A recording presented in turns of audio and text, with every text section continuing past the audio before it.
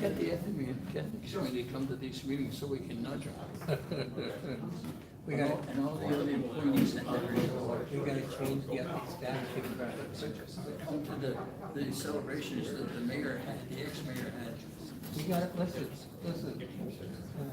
Grumpy, we have to change. All right, Mr. Hamlin. Change the ethics statute. Bill 31. Bill 31 amends Article 39315 Stormwater Utility Fee of the Business Regulation and Taxation Code to further explain how stormwater utility fees are calculated for impervious surfaces.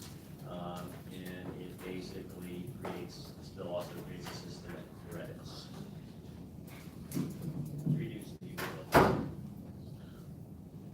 So, Okay, Mr. Messenger. so previously, when we first put the stormwater fee into effect, we had said that we'd be coming back. It's a little bit, it's about a month later than what we had said that we'd be bringing this to you. But there were some things that, we had to take care of. But this is basically the credit incentive part of the manual and part of the fee. This is the part where if people are doing things the correct way, they have the correct permits, they are doing their maintenance on their BMPs. This is where the credits and the incentives come in to help lower the cost of what it is. Now, when I say credit incentives, the normal part of this is on the larger landowners. There's also a program in here also for smaller properties, homeowners, to help and assist with the program and our stormwater program. But David Bull,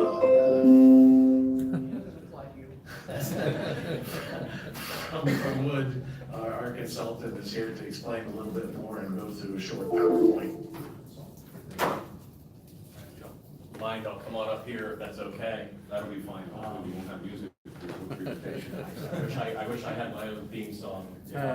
Anyways, my name is David Bulova. I'm with Wood Environmental, and it's been a delight to work with the city on the credit aspect of the stormwater utility fee. And so what I wanted to do in relatively brief fashion tonight is to give a little bit of an overview of what a credit is, the process that we use to develop the credit, and then the meat of the presentation is looking at the credit elements. And then if we have time, or if you have the inclination, at the end of the presentation, we have a couple of examples of how credits are actually calculated. And so at that point, if you want to ask questions, that's great. If you want to go through the slides and look at the examples, that's fine as well. Just in short, credits are usually considered an advantage of going with the user fee approach. And the reason is because it allows for a reduction in the utility fee for a specific ratepayer, recognizing that if they install a stormwater quality facility or a flood control facility, that they are doing something that, at least in the long term, by operating and maintaining that facility, they're reducing the cost to the public stormwater system. It's not a reimbursement, and so it's very purposeful that I use the word operation and maintenance, because it's the operation and maintenance of that that's the ongoing benefit to the public system. However, in tangent with this, we've also developed a community engagement program, which is a cost share program where you would provide incentives to private property owners to install voluntary practices. And I'll touch on that very, very briefly in the presentation. The other thing I just wanted to make real clear is that a credit is not applied to the entire site. It's applied to the impervious area that's actually being managed. And so this is kind of an important concept. And so this is a simple way of describing it. So if you've got a property area of 1,000 square feet, and then you've got a 500 square foot area, that's the area that your user fee is based on. And so if you've got a stormwater practice that treats 250 square feet of that impervious area, the percent credit is applied to the fee generated by that 250 square feet. So oftentimes there's confusion that if you put in a stormwater facility that magically you get a credit on the entire site. You get a credit for the amount of impervious area that's managed, because that's what's driving the fee under a stormwater utility. One of the questions and one of the first things that we often start off with are there constraints to the way that you develop a credit policy? And the answer is yes. A stormwater fee, unlike an ad valorem, it's a fee for service. And so the credits that are in your program, they are an expense. And so those expenses are actually part of the rate structure that the city has adopted. And so the important thing to remember is that every time that you grant a credit, it's an expense, and that means that the costs of that expense are redistributed among the other ratepayers. And so you have to be very careful to make sure that there is a rational relationship between the credit and the benefit to the public system. And so credits just can't be given away. You got to make sure that that property owner is actually doing something that is offsetting a cost that would otherwise be borne by the rest of the ratepayers. So in terms of the credit program development process, last summer and fall, we had 3 focus group meetings. We put together a pretty good, diverse group of representatives of the city for stakeholders. We had business reps, we had education representatives, we had civic representatives, environmental. So we had a good group of folks who were willing to sit down with us for 3 meetings and discuss kind of the overall goals of the credit program and look at the different credit options that other localities have used throughout the United States and in Pennsylvania, Maryland, and in Virginia. Their feedback over those 3 meetings was very instrumental in helping us to work with the city to craft the credit program that you have before you today, as well as the proposed community engagement program. So I wanted to take a brief second to describe that community engagement program because it is different than the credit, and it's not part of the ordinance you're adopting tonight.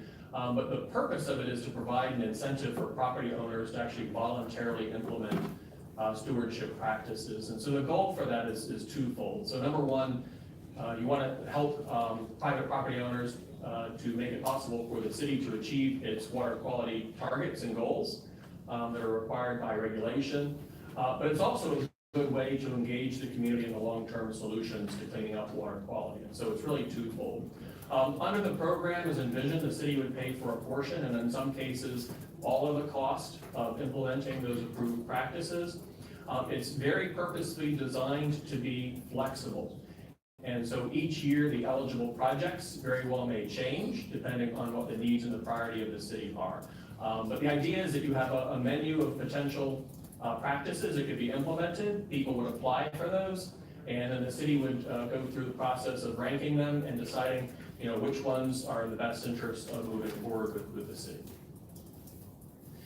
So the first step when we met with our focus groups was really to decide what is the goal that we want to set out for Allentown's credit policy. How do we make it Allentown specific? And so these are a couple of the areas that the focus group really wanted to focus on. And you'll notice that these same themes come up within the credit policy itself. And so there's quality of life, there's how do you get people to voluntarily manage their stormwater, a lot of focus on redevelopment. And so if you've got underutilized impervious area or blank impervious area that's a parking lot, how do you make it possible to encourage the redevelopment of those? Obviously, you want to be able to make your core regulatory targets.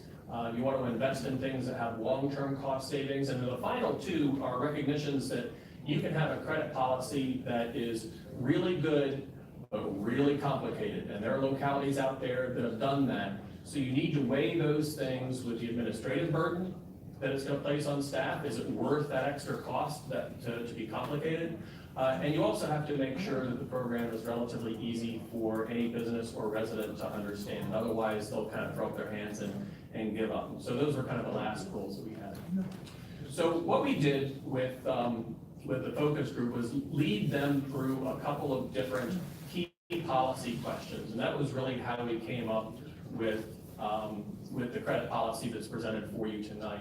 And so the first question was, should a practice designed to meet a regulatory requirement receive credit? And so the question is an important one because these are things that are going to have to be implemented and maintained regardless of whether you have a stormwater utility fee or a credit policy.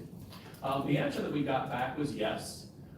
These represent tangible stormwater management facilities, and most importantly, they represent an ongoing operation and maintenance burden for somebody who developed today or more recently that somebody that developed 10, 15, 20 years ago didn't have to bear. And so there is a difference, and so we wanted to make sure that that was recognized. The other thing that was high on their list was that some basic level of service might incentivize the maintenance of these facilities. And while the city does have maintenance agreements that are enforceable, certainly having that small bit of financial incentive might make it easier to enforce those maintenance agreements. The next policy question is, should practices receive different amounts of credit based on their pollutant reduction ability? And so the answer in a nutshell was yes. There's a lot of variability with regard to your stormwater management practices that could be implemented. Everything from a dry pond that might get 10% pollutant reduction to an infiltration trench that might get 95% pollutant reduction. However, the important thing isn't the efficiency of that stormwater practice. The real important thing is how much pollutants are being reduced from your existing conditions, because that's your regulatory requirement. Your regulatory requirement is to actually reduce sediment pollutant loads from existing conditions. And so you want to ramp up your credit based on how much you are helping the city to achieve those goals. And so this is just a quick idea of what we're talking about. If you've got new development, you are going to be increasing sediment loads from existing conditions. And so you've got a bioretention facility that might have 55% efficiency, but that facility is not achieving any net decrease in sediment. So it's not helping you to achieve the city's overall goal of regulatory compliance as far as pollutant targets. However, if you've got redevelopment, or if you've got a voluntary retrofit that doesn't increase the sediment load from existing conditions, that VNP does quite a bit more. And so that facility is actually going to reduce pollutant loads going into your system. The next question is, how much credit should be received? And so this gets back to the question of the relationship between the credit and your actual program. And so in looking at your program, there's lots of different components of it, but about 30% of the future program that you all adopted is focused on water quality. And so 30% seemed to be a really good standard to say, hey, 30% is a reasonable nexus with regard to providing credit for a stormwater management facility. To keep it simple, we did develop a tiered system. So we said if you've got a certain amount of pollutant reduction, you're going to have 20%. If you got the next level will be 25, next level is 30. There are some localities that do really complicated sliding scales. We didn't think that that was necessary in this particular case, and would just wind up being confusing. And then the last question we asked is, should there be a incentive for voluntary practices? And so again, after a lot of discussion, the answer was yes. These voluntary practices actually result in a cost avoidance for the city. And so these are regulations that are applied to the city. The city is legally mandated to reduce sediment pollution. And so anytime you can get somebody to voluntarily do that, the city is avoiding a cost. Now, in terms of the appropriate amount of that incentive, you have to balance again the benefit to the program versus the fact that the city still has other stormwater obligations to manage. And so the committee and city staff agreed, a 20% bonus on top of what you could already get seemed to be a reasonable thing to do. And so that equates to a maximum credit that you could get of 50%. So if you max out on your water quality, and then you do it voluntarily with 20%, that equals to 50. And so this is really the nuts and bolts. This is the most important part of that whole credit, is the credit. So for any facility that's built in accordance with Article 1387 of your city code, regardless of whether it's quality or quantity, you're going to be able to get 10%. Any other facilities that actually achieve a net reduction from existing pollutant loads, you're going to be able to get a tiered increase on that. And then if you do it voluntarily, you can go ahead and get the maximum credit. Two other issues that were raised. And so one is, should a property owner be able to take credit for managing off-site impervious surfaces? So let's say you have a facility and you're able to treat some of your neighbors' impervious area. Should you be able to take credit for that? And so what we thought was, yeah, you're providing a benefit to the city as long as that property owner doesn't come in the future and decide to treat that same area. So you don't want to double dip, but as long as it was untreated otherwise, you should get credit while still being subject to that 50% maximum credit rule. And then the last one was, what if the practice was built using public funds? And so let's say somebody came in under your community engagement program the public pays 50% of that, the private owner pays 50% of that, should you be able to take full credit? And the response back was, no, that doesn't seem fair. The public is paying for half that facility, that you'd be able to take full credit. And so the proposal is that you would reduce that credit proportional to the amount of public or private funding that's in there. Application process, we tried to keep this as simple as possible. And so the form is in the manual, asks for some very basic information. It does allow for the city to come back and ask for more information if the city doesn't have some information on file. And so usually the city is going to already have a drainage area map or facility design plan or the stormwater maintenance agreement on file. But if they aren't able to have, or they don't have those, this is their opportunity to go back to the owner to make sure that they can get that. And in terms of the application time frame, the way it's designed is applications need to be received on or before October 1st of each year. And that gives the city enough time to be able to verify that that credit is valid and then apply it to that next February 1st billing deadline. So anything that would be received after that October deadline would wind up going to the next cycle. And then of course it's important to make sure that these are continuously maintained. If you take credit, one of the things that's required is that you have to have a maintenance agreement with the city, and the city goes out periodically and inspects these facilities. If the city sees a facility that isn't being properly maintained, they would notify the property owner of those deficiencies and work with that property owner to be able to rectify the situation, or else they risk losing those credits. The last one that I wanted to mention is credit for Pennsylvania DEP NPDES stormwater industrial permits. And so these are special state permits that are issued to industrial facilities. And what they require is for that facility to develop a stormwater pollution prevention plan. They got to figure out how to reduce pollution to the maximum extent practicable. It includes best practices, standard operating procedures, and training. And we felt that because they were going above and beyond in that regard, that there should be some recognition and that a minimum credit of 10% ought to be applied if you can demonstrate that you are fully in compliance with those state requirements. The nice thing is that the way we've structured this is that in order to get credit, that facility has to provide its discharge monitoring reports to the city, and so the city actually gets to see or have better access to what is coming off that site, and so there's some additional transparency in there. So with that, Mr. President, it's a very brief overview of the credit policy. As I said, I do have some examples if you want to run through those, but more than happy to take any questions or any discussion at this point. I think we'll go to the questions, but just let me check. Craig, anything more from you before I open it up to council? No. Okay. Let me open it up to council. Thank you, Mr. President. Just one quick question. You said that the public versus the private in regards to incentive, the credit. I was looking at slide 15. So are you saying that nonprofit organization cannot take the credits? No, sir. All nonprofits, private, they can all take credit. It's just that if the city of Allentown helped you pay for that facility, then you couldn't take full credit.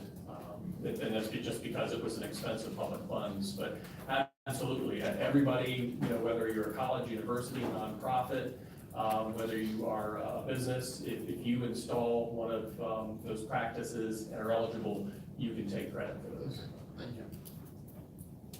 Ms. Bono? How are we planning to let the community know about this, about the incentive? Have you made a plan on how you do it? Sure. Good question. I will defer to city staff, but we have put together a credit program manual. The manual will be on the website, and I imagine then that city staff would make sure that these were distributed in a way that people would be aware that they have the option for credits. Yeah, along with other mailers that we do send out, information will be sent out to the property owners. I understand it's gonna be sent to the property owners though, because obviously if there's a rental unit and somebody that lives there, they're not responsible for that. So, but yes, the information will be sent to the property owners. It will be available online There'll be more public meetings to go through this too. Like anything else, this program is only gonna work if we actually have people that wanna be involved with it. If we have nobody trying to come and take these incentives, if we have nobody coming in trying to work on a public-private BMPs or practices, we're not gonna meet our requirements. So that's why we have to basically have the carrot out there, for incentive, especially with people that have property. If somebody has just a small little property, you can put a little rain garden there, it's gonna take 10 pounds of sediment away in a year, whereas, if we're in larger properties, it could be taking thousands of pounds. So it really, it behooves us to work with the public, and we do need to get that information out, but we will be working on that. So what will happen then if you cannot find the landlord? And we all know that, a few of the landlords, they're out of state. Then what? Well, that part of it really with the landlord isn't gonna be the big savior to us. The larger businesses, if we can't get to them, that's where it's gonna hurt us. So we understand that, there's corporations that own different developments throughout the city. Those are the major ones where we're gonna have to work with. But then also, I said, we're also gonna have a community engagement along with it. So we wanna be able to have the workshops. We wanna be able to have people come in, understand why we're doing this, understand, that it is a legal requirement that we have to make with this. And then be able to, make a rain barrel with them, get them to understand how to, responsibly use the rain barrel, not make it into a mosquito issue. But it's really gonna work on us too with getting the community involved, but we will be going out there. Okay, thank you. Mr. Zulo? Yes, Mr. President. I saw it was in the first or second slide, that this is only a one-time credit. In other words, say they save $20 this year, they're not gonna be saving that $20 next year. Is that gonna be added on to their full amount then, or no? No, so the community engagement program is a one-time program. So if you want to actually install a practice, that's a one-time cost share. The credit is ongoing. And until you stop maintaining your practice. But as long as you're meeting your requirements each year, you will get that credit. Okay, that's all. Thank you, Mr. President. Anybody else? Anybody else from council? I'll allow you to sit down because we're gonna open it up to the public, and they might try and beat you. We'll open it up to the public now. Thank you. Who works for 405 North Gilmore? I heard the public works director say a barrel. Is the barrel considered a facility to treat the stormwater?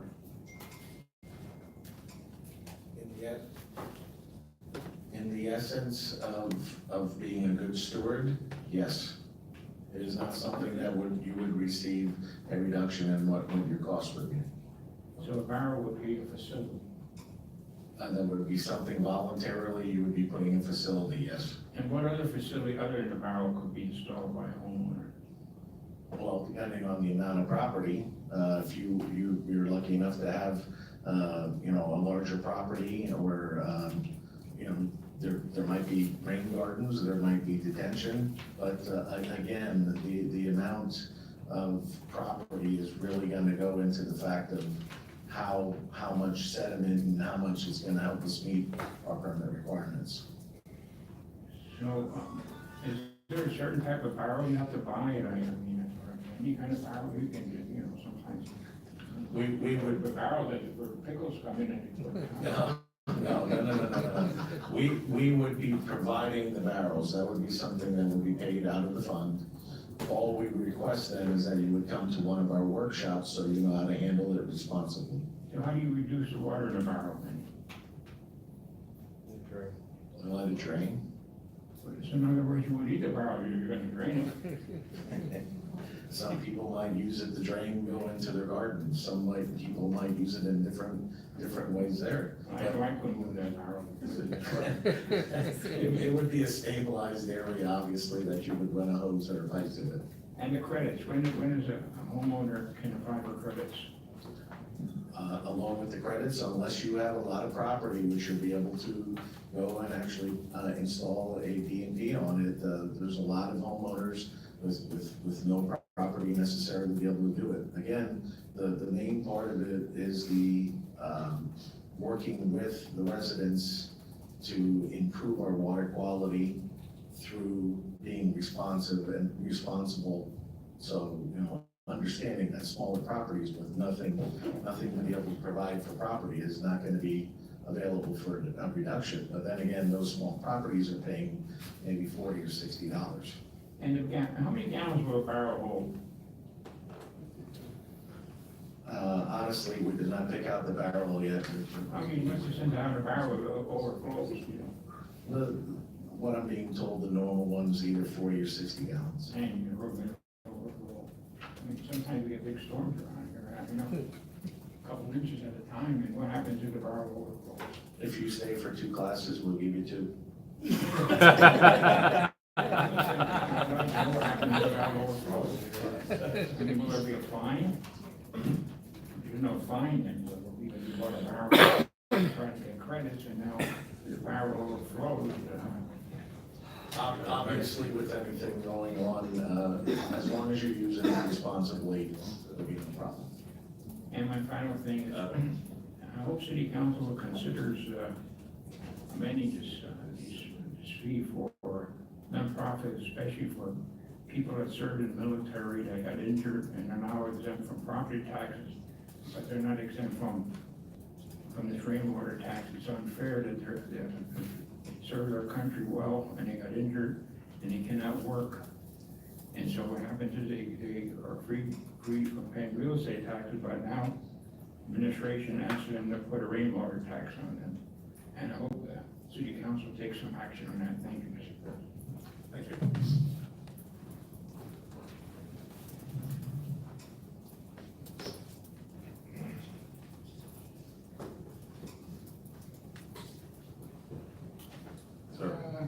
Good evening, Glenn Hunsaker, South Allentown. Did I hear you said that it's a certain ratio between pervious and impervious before we could get a credit? Suppose I had 50% equal in those areas, do I get a credit, or what kind of ratio are we talking about here? Where, Yeah, thank you for the question. No, there's no minimum ratio of pervious versus impervious. I think the point that I was trying to make is that the credit is applied to the amount of impervious area that you treat. So if you've only got 25% pervious area and you're treating that 25% pervious area, you take the credit on that area. On the There's no minimum.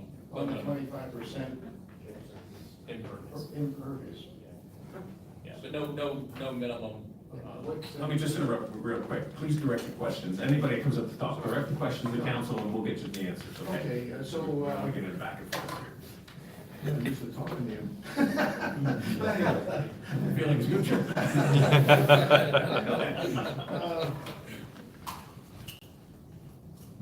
And how much of a credit would we receive if I had a 50-50 ratio and I had my 50% covered as far as I'm collecting on, like Lou says, rain barrels, and I'm collecting all that water? What kind of a I'm credit gonna throw am my I voice over there and get you the answer. So what? I said, I'm gonna throw my voice over there and get you the answer. You can just keep But I looking gotta at keep something. talking to you. The effect of using the rain barrel is not effective of having a reduction. That is just something that we're providing. A rain barrel is not the BMD. So a rain barrel doesn't buy me anything then, is that what we're saying, he's saying? The rain barrel is the fact that you're trying to be responsibly, trying to control the stormwater, just like every other resident hopefully is doing. But it doesn't give me any credit. No credit, so don't get, why are we handing out barrels if it doesn't give any credit? I mean, it's costing the other taxpayers. We're trying to engage the residents, so this way they understand exactly what the city is facing with our permit. And then also just trying to work, again, responsibly as a homeowner to help us out. The more we do, the more people work with this, the closer we are to requirements. Well, we remember every 5 years, we actually have a permit given every 5 years, there's gonna be more stringent requirements coming the next time. So the more we work together on this part of it now, the less we have to worry about in the future. Okay, let me ask some questions, because, I mean, the clock's ticking here, and, we still on the elements that, and the percentages, we have no measurements that I've seen was reported. Where's our space number? Where are we starting from? Because it looks like if we start supposedly cleaning up the system, and now we take measurements on every street that runs into the city, 150 outlets or inlets into this river, where are we starting? Because I don't hear any numbers coming from these allocations that they're saying. So where are we starting here from? Mr. Messenger, I think can give us that very quickly. We are still needing a permit. The permit is gonna tell you what the element, so many milligrams or per, Excuse me, the TMDL study was performed back in 1999 to address the impaired stream of the Little Cedar Creek. So the percent sediment that has to be reduced in that creek is 59%, which equates to about 800 tons a year or something like that. I can give you that study. Also, the way that these, the 10% reductions are measured is through the installation of each BMP. And they're engineered solutions, and we can do those calculations to understand what the pollution reduction is through each BMP. So we add those numbers up and we can achieve those 10% reductions in the other impaired streams which run throughout the city. There are different levels of impairment. We currently have an impaired river and 5 impaired streams that run through the city, and each of those streams have different requirements depending upon the impairment.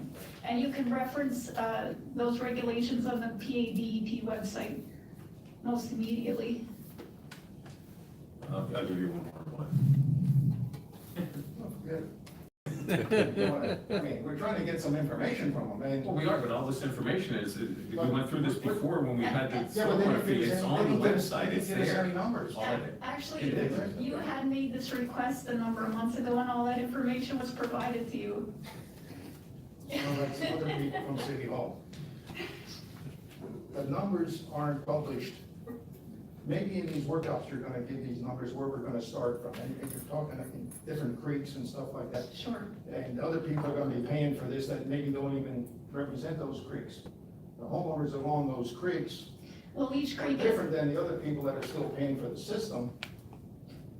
It can. Correct, but that's only a small part of our requirement as far as stormwater management. We still have a $60 million backlog in capital projects with which we currently know as far as pipe repair. We have other requirements under this program. It's not all just about water quality achievement. Can I go on the city website, is that study attached, that somebody can look at it and see what those numbers are? I See where we can stand? certainly put that on our website. It is on the PADP's website. That might be a little contorted for somebody, I think if it's right on our city website, or at least a link that somebody can get to it, I think that would be a lot easier. Okay.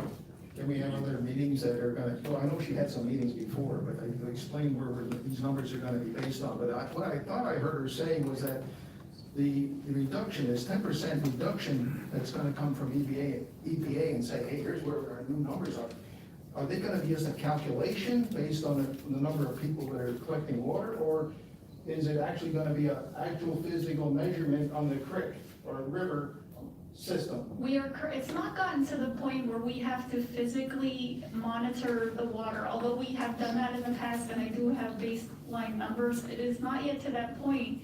How we demonstrate achievement of those reductions is through the addition of all these BMPs that are being installed throughout the city. We can look at those reductions per each structure that has been implemented, has been installed into the ground, and is preventing that water or those pollutants from being discharged into the creek. So we can understand how we're achieving these reductions through the development process. Okay, Glenn, last one, Glenn, I guess the trouble lies in Glenn. proving those numbers. Glenn, And we have to. that's it, we're gonna have some more meetings, okay, you're So you can well over your time, and if everybody does that, we're gonna be here all night. He's welcome to call our office and have a discussion. Okay, thank you very much, very accommodating. Thank Good you. evening, Tom Vaughn. I would like to know when the community works together and the city came along and destroyed all the areas where the runoff used to go because they said they didn't want the drainage to go into these fields where the runoff went. And some of the people planted types of shrubbery that took some of the water so it wouldn't get anything into the plant. And now, if we do the right thing, we take away the places where the parking lots were, where business came in, where they filled in with soil and debris from highways and cleaned up those water areas where the water used to run. Why must the neighbors that live in that community pay for this when the city went and covered up all the places where there was natural water holes where the water went? I understand your question, Tom, but we're here for the credits. We're not here to Well, discuss. would the how this community came- get the how credit? this Would came all the about again. people whose houses were affected, that the city went and put big pipes in to drain the water into the Lehigh and from our area and other areas along the pipe, they put in all these extra sewer drains to take the water that was sitting there and going into the ground.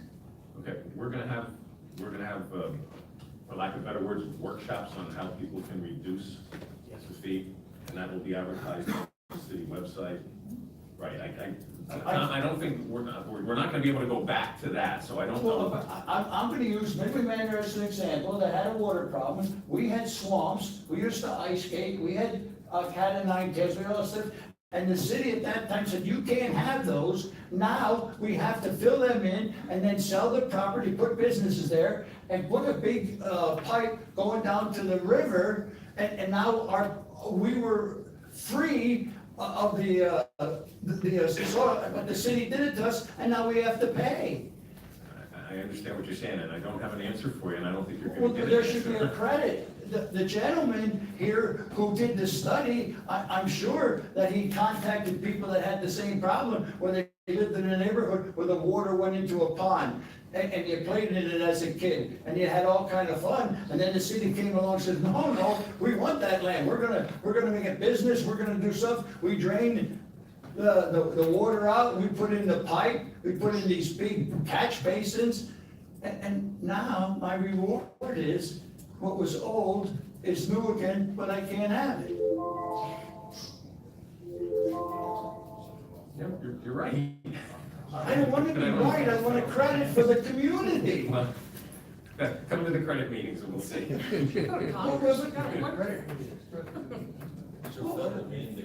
It's federal mandate, so you can go to Congress and talk about that. You are my Congress.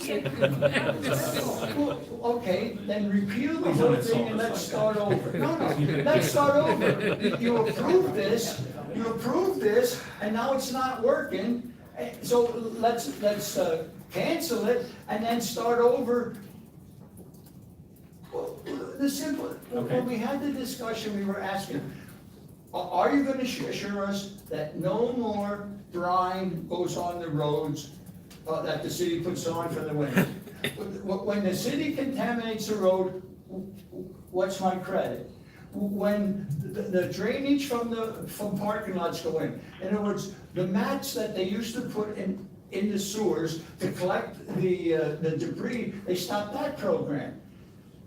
Okay, now, I understand. you're not gonna get assessed every time there's a snowstorm and we put salt down on the street, so it's, Is that one of the things that the EPA doesn't want?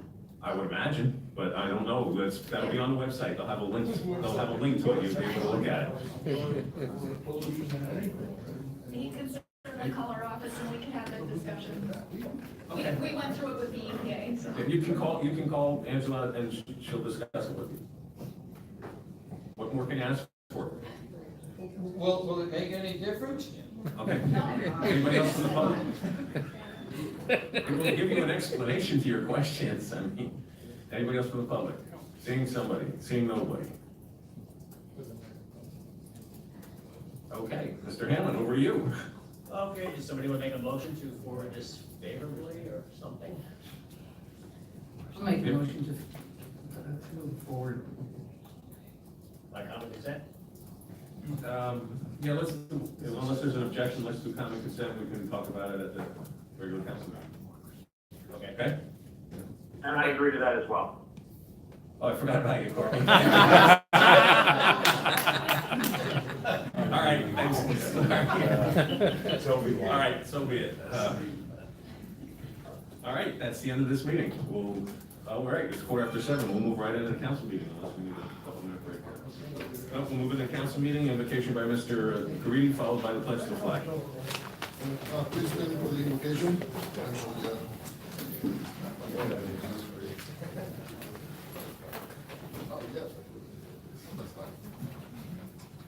Let's put ourselves in the presence of the Lord and bow our heads, and I would like to pray for our city, for all those who play, work, and live in our city.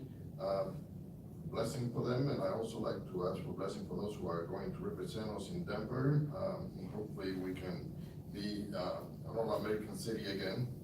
I'd like to also have a special prayer for, or a special blessing for hoping that those children of refugee get reunited with their families, and that happened today. You saw that there was an executive order signed, and I'd like to thank God for that. I'd like to ask for tolerance to each other, help each other, and for peace in the world. Amen. I pledge allegiance to the flag of the United States of America and to the republic for which it stands, one nation, under God, indivisible, with liberty and justice for all. Okay, first thing will be courtesy of the floor. A reminder, courtesy of the floor is for an item that is not on the agenda this evening. And as we stated in the meetings, please address your questions to us and we'll get you the answers from the I administration. always do, Mr. President. I know you do, I wasn't referring to you.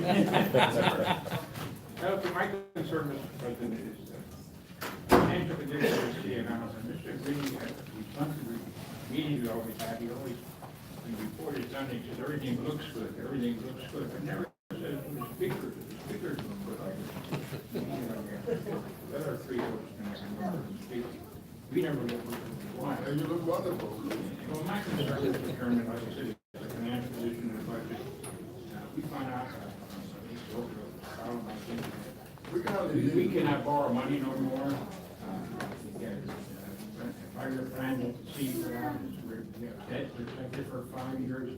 And recently, I just found out, in 2010, there was a 5-year financial plan task force formed.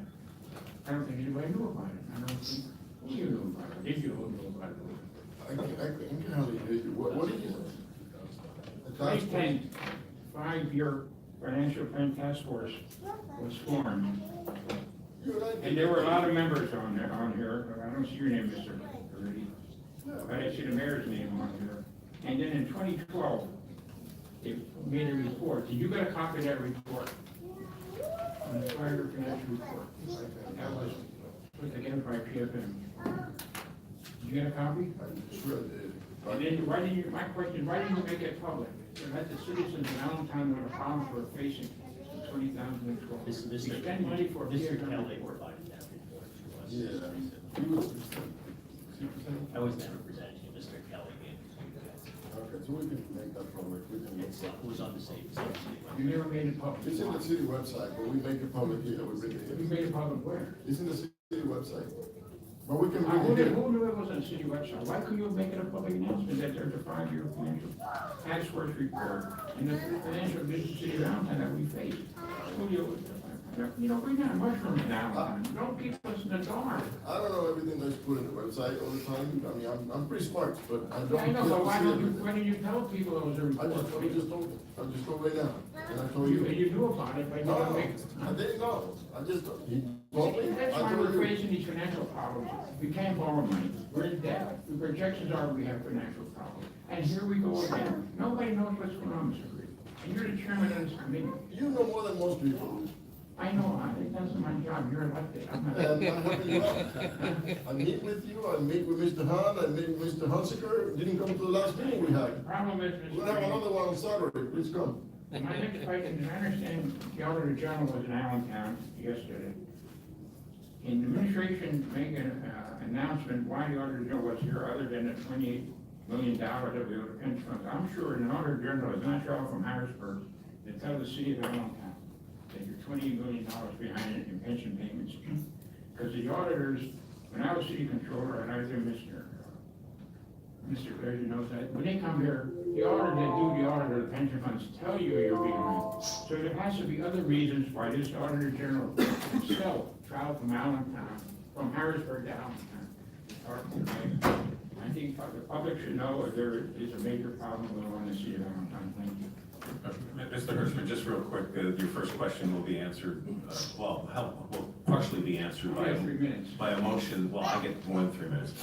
By a motion that's gonna be made by Mr. Zuko under old business, so that'll take care of that. As far as the auditor, I don't know if there's an answer. I have a response. The Auditor General came in and issued a press release about we should keep an eye on our pension because the numbers are down. We talked about the current rate at 7.25. Okay, that's a little too high. It really should be around 5%, okay? Because it will steadily increase if we don't lower that rate. Second of all, you wanted to meet me. Okay? You wanted to meet he wanted to meet some staff members. He was very pleasant. He gave us his card. He had with the communications director. He wanted to form an open dialogue, which he hasn't had in years with Allentown. Very nice gentleman, and we had about an hour conversation. We had about an hour conversation, so the lines of communication are open, and that's where we left it. Well, bear with me, Mr. President, and the line of communication is open. I wish the mayor would find out that what they're doing is legally charging non-residents a need for name tax. Because I share with the city council and the mayor, State Representative Schreier, and he just offered it. Right, you sent the letter in, Lou, yes, your time's over. Can somebody review it, and Who's gonna get something? Mr. Schreier or Mr. City Administration right now? This is unfair to the taxpayers, thank you. Thank you.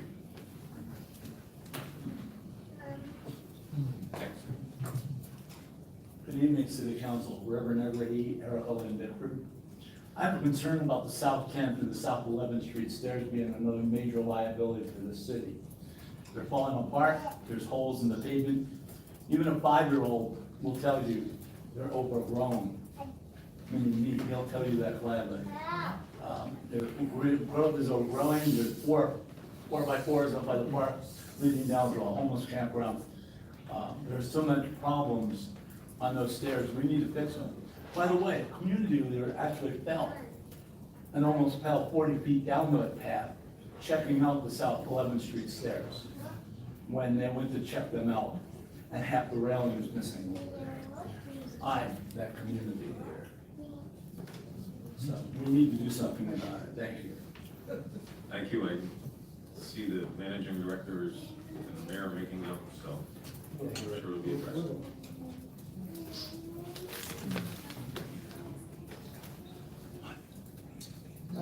Good evening, Secretary South Allentown. I received this report today. I didn't have a chance to look at it, but it's, the magic number on the back of this is $30-some million.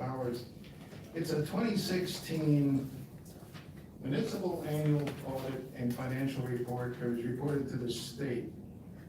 Have you people seen this report? I'll give copies for you eventually, but since I just received this, but the administration has had this.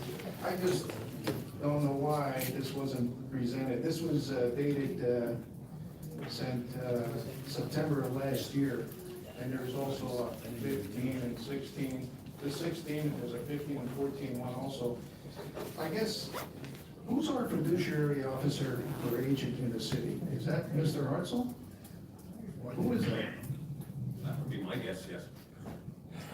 I have to see you, we'll talk to you, so. Well, I'm gonna answer that one for, I'm not even, yeah, that would be my guess, yes. Your guess. Is there, They're shaking their head yes over there too, so yes. Okay, very good. Yeah. Well, anyway, these type of reports do not correspond with what we've been told over the last few years as far as our deficit goes.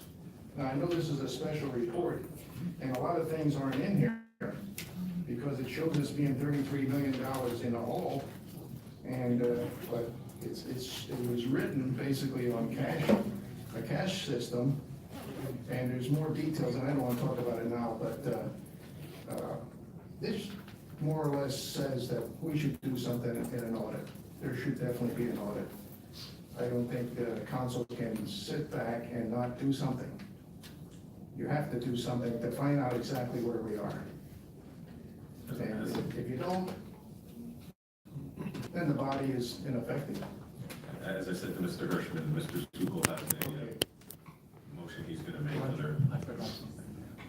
You only get one shot.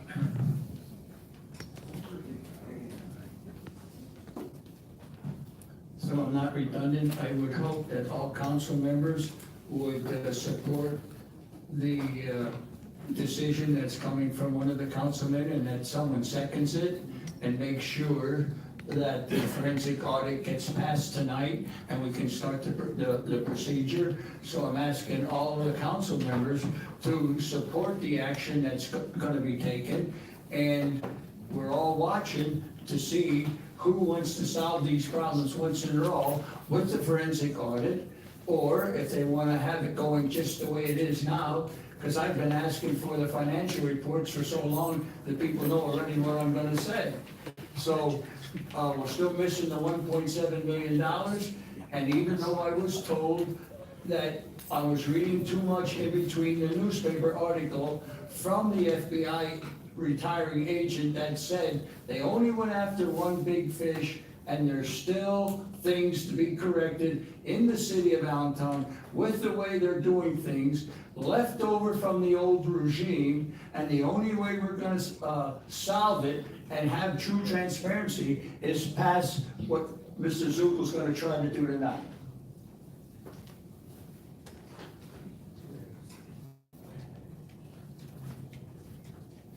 Good evening, Don Mayor, Allentown. President, can I ask Mrs. Offa a question? She says yes. You were in business for a number of years, right? If you made money, you could afford to give raises, right? Yes. When you weren't making money, could you still afford to give raises? No. Okay, so what in the heck are we doing here in the city? We're giving the police a 3% for 4 years.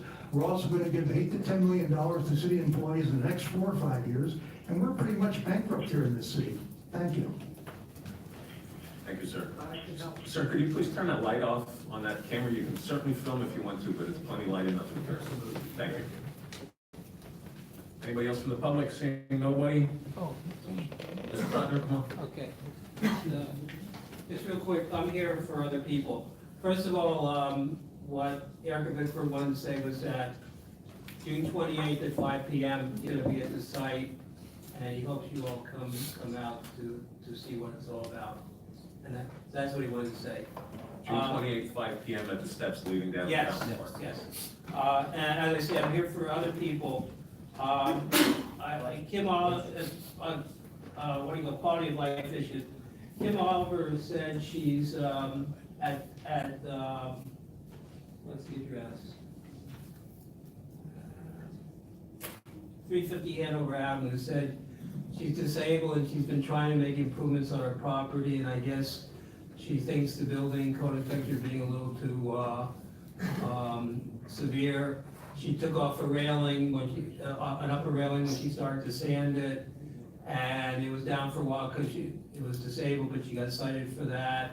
And she's just trying to improve her property, and I think she was being hassled maybe too under the circumstances. She said Benner owns property across the street, and there's all kinds of things with that, and nobody goes out looking at it. There's been an issue, an ongoing issue that city staff has handled with her, and she came in the council meetings, and Okay. we got the report from city staff, and so, Okay. yeah. The other thing is the area of Green. I'm sorry, like 1 second.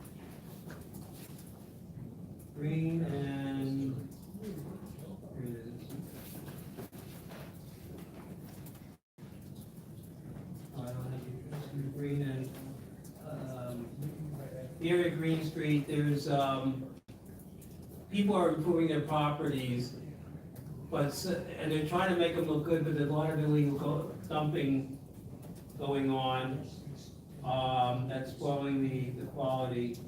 I'll get the cost for you in a minute.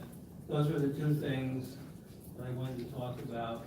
If you could get this, 100 block of Green Street. Yeah, I'm sorry, I have it right here, I just Oh. put the wrong, I had it stored over here, it is. I apologize.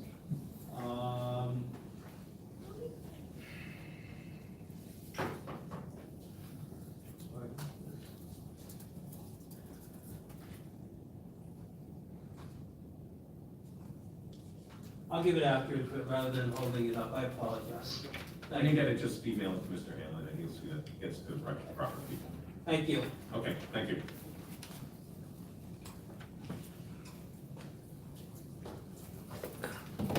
Ken Eckentrell, your North St. Cloud, Allentown Tenant Association. Last city council meeting, we again wanted to address the issue of two properties that may, in fact, need their zoning status looked into, as these properties may have changed over the years.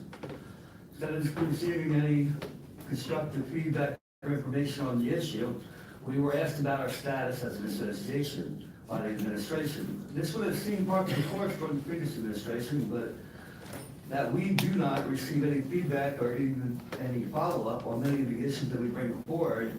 Once again, we seem to be running into obstacles and roadblocks. So, for the information part of it, status of the Allentown Tenant Association, our entity number with the Commonwealth is 4253977. And they type is we're an unincorporated association. Meaning unincorporated associations are persons or partnership that is formed for a common purpose. Pennsylvania requires the minimum number of officers to form such association being 3. Join current president, Kenneth Hepper, treasurer, vice president, secretary Alexander Martinez. We are listed as active, the domestic group. Creation is March 17, 2014. Effective date was March 17, 2014. This date reflects the name change from TAOA to the ATA. We are registered at the address of 252 East Walnut Street in Allentown. Find this information of the State Bureau of Corporations under the Department of State, Commonwealth, PA.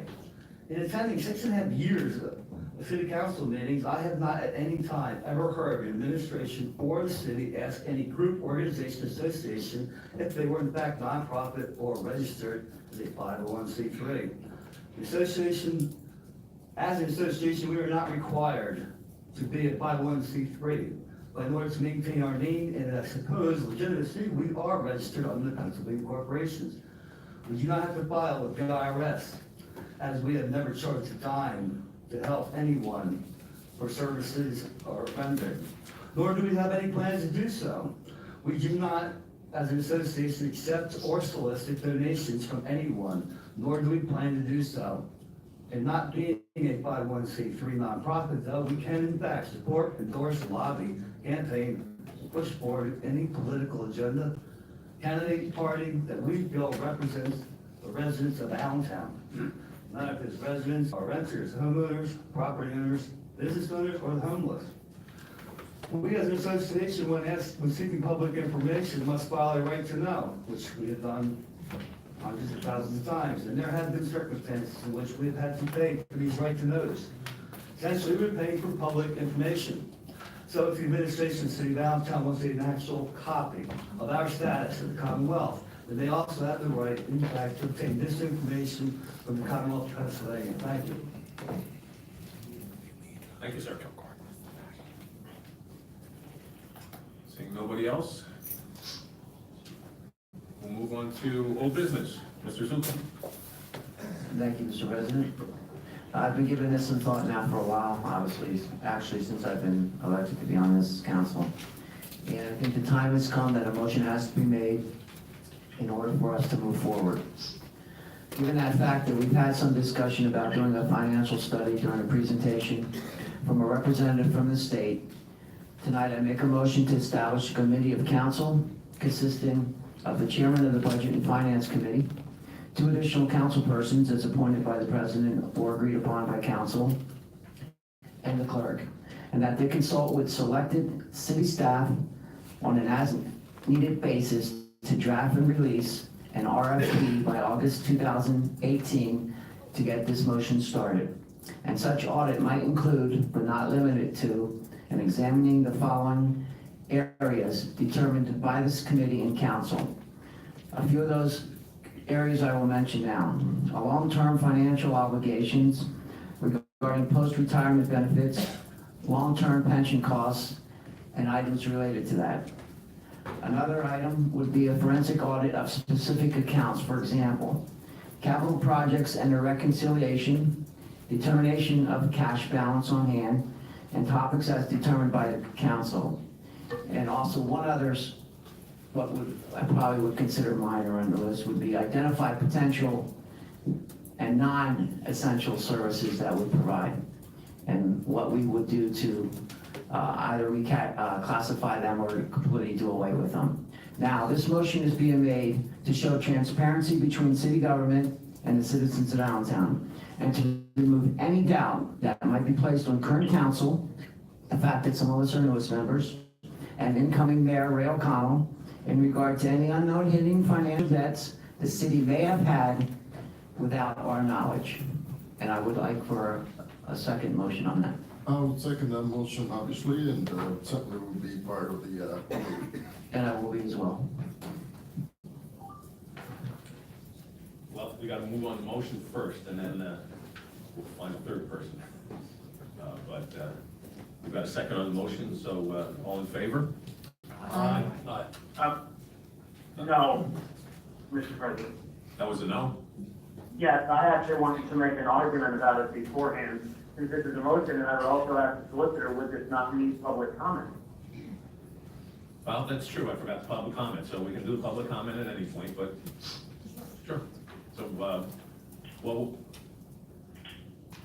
since we're gonna open it up to public comment, but we already voted, yours was a yes or a no, or you were just gonna make the comment? Well, I mean, Mr. President, I have several questions on this. I mean, this is not necessarily defined, and I think if nothing else, this should perhaps go to the budget committee to be discussed. And also several of these points, I mean, I was just forwarded this about 3 minutes ago. Several of these points seem like things that the controller already does. So I think that we need to examine this more before we create a committee to this effect, because technically our budget and finance committee oversees all these things to begin with. I don't understand why the budget and finance committee could not determine which items need to be done by the controller and which items need to be done by potentially a separate auditor. Also, what's going to be involved with bringing in the Department of Community and Economic Development from Councilman Zaridi, as opposed to hiring someone at the city's cost alone. I don't think necessarily, the word forensic audit gets thrown out a lot, but I'm sure that Mr. Glazier can back me up on this. Forensic audits are unbelievably expensive, even for just some accounts. So I think before we use that term, we need to define exactly what we're talking about here. I don't think that we should just throw that out in an official motion. So I don't understand why we need to create a separate committee when the Budget and Finance Committee's entire purpose is to oversee all of the city finance. I understand what you're saying, Courtney, but we still get people coming up here and insisting that there's something not correct, or something's not correct. I have the name of a forensic auditor who will look at things, and if he finds something, dig further. If he doesn't find anything, move on to something else. It's like spot checks. So we're gonna. I think we need to explore Mr. Zuckel's motion further and see where we go from there. We can pick and choose things from there. We can certainly work with the controller and certainly work with the administration. But I think it'll make everybody feel a little more at ease, and it'll hopefully alleviate some of the questions, and I don't mean this argumentatively, but the accusations that are posed when we have courtesy of the floor when it comes to budget items. Mr. President, if I may. I looked at Mr. Zuckel and then turned to you. Disagree. Thank you. I was confusing guys. Thank you. I Mr. Robinson, I had a conversation with Mr. Zuko before the meeting in regards to this, and some of the issues that you just brought up myself, and I don't have a problem with having an ad hoc committee, which is, this will be really. It's not another committee, it's just an ad hoc committee, although it's not mentioned as such, to look at certain things, and I have no problems with looking through these 10 issues that Mr. Zuko brought to us. I would certainly prioritize those issues, and I talked to Mr. Zuko about that. I also mentioned that forensic audits would be extremely expensive depending on how we do it. But if we can select what we want to do, and one of the examples is capital projects and reconciliation of them. I don't have a problem with doing that as an ad hoc committee. We can incorporate both the committee meetings for budget and finance and the ad hoc committee if need be.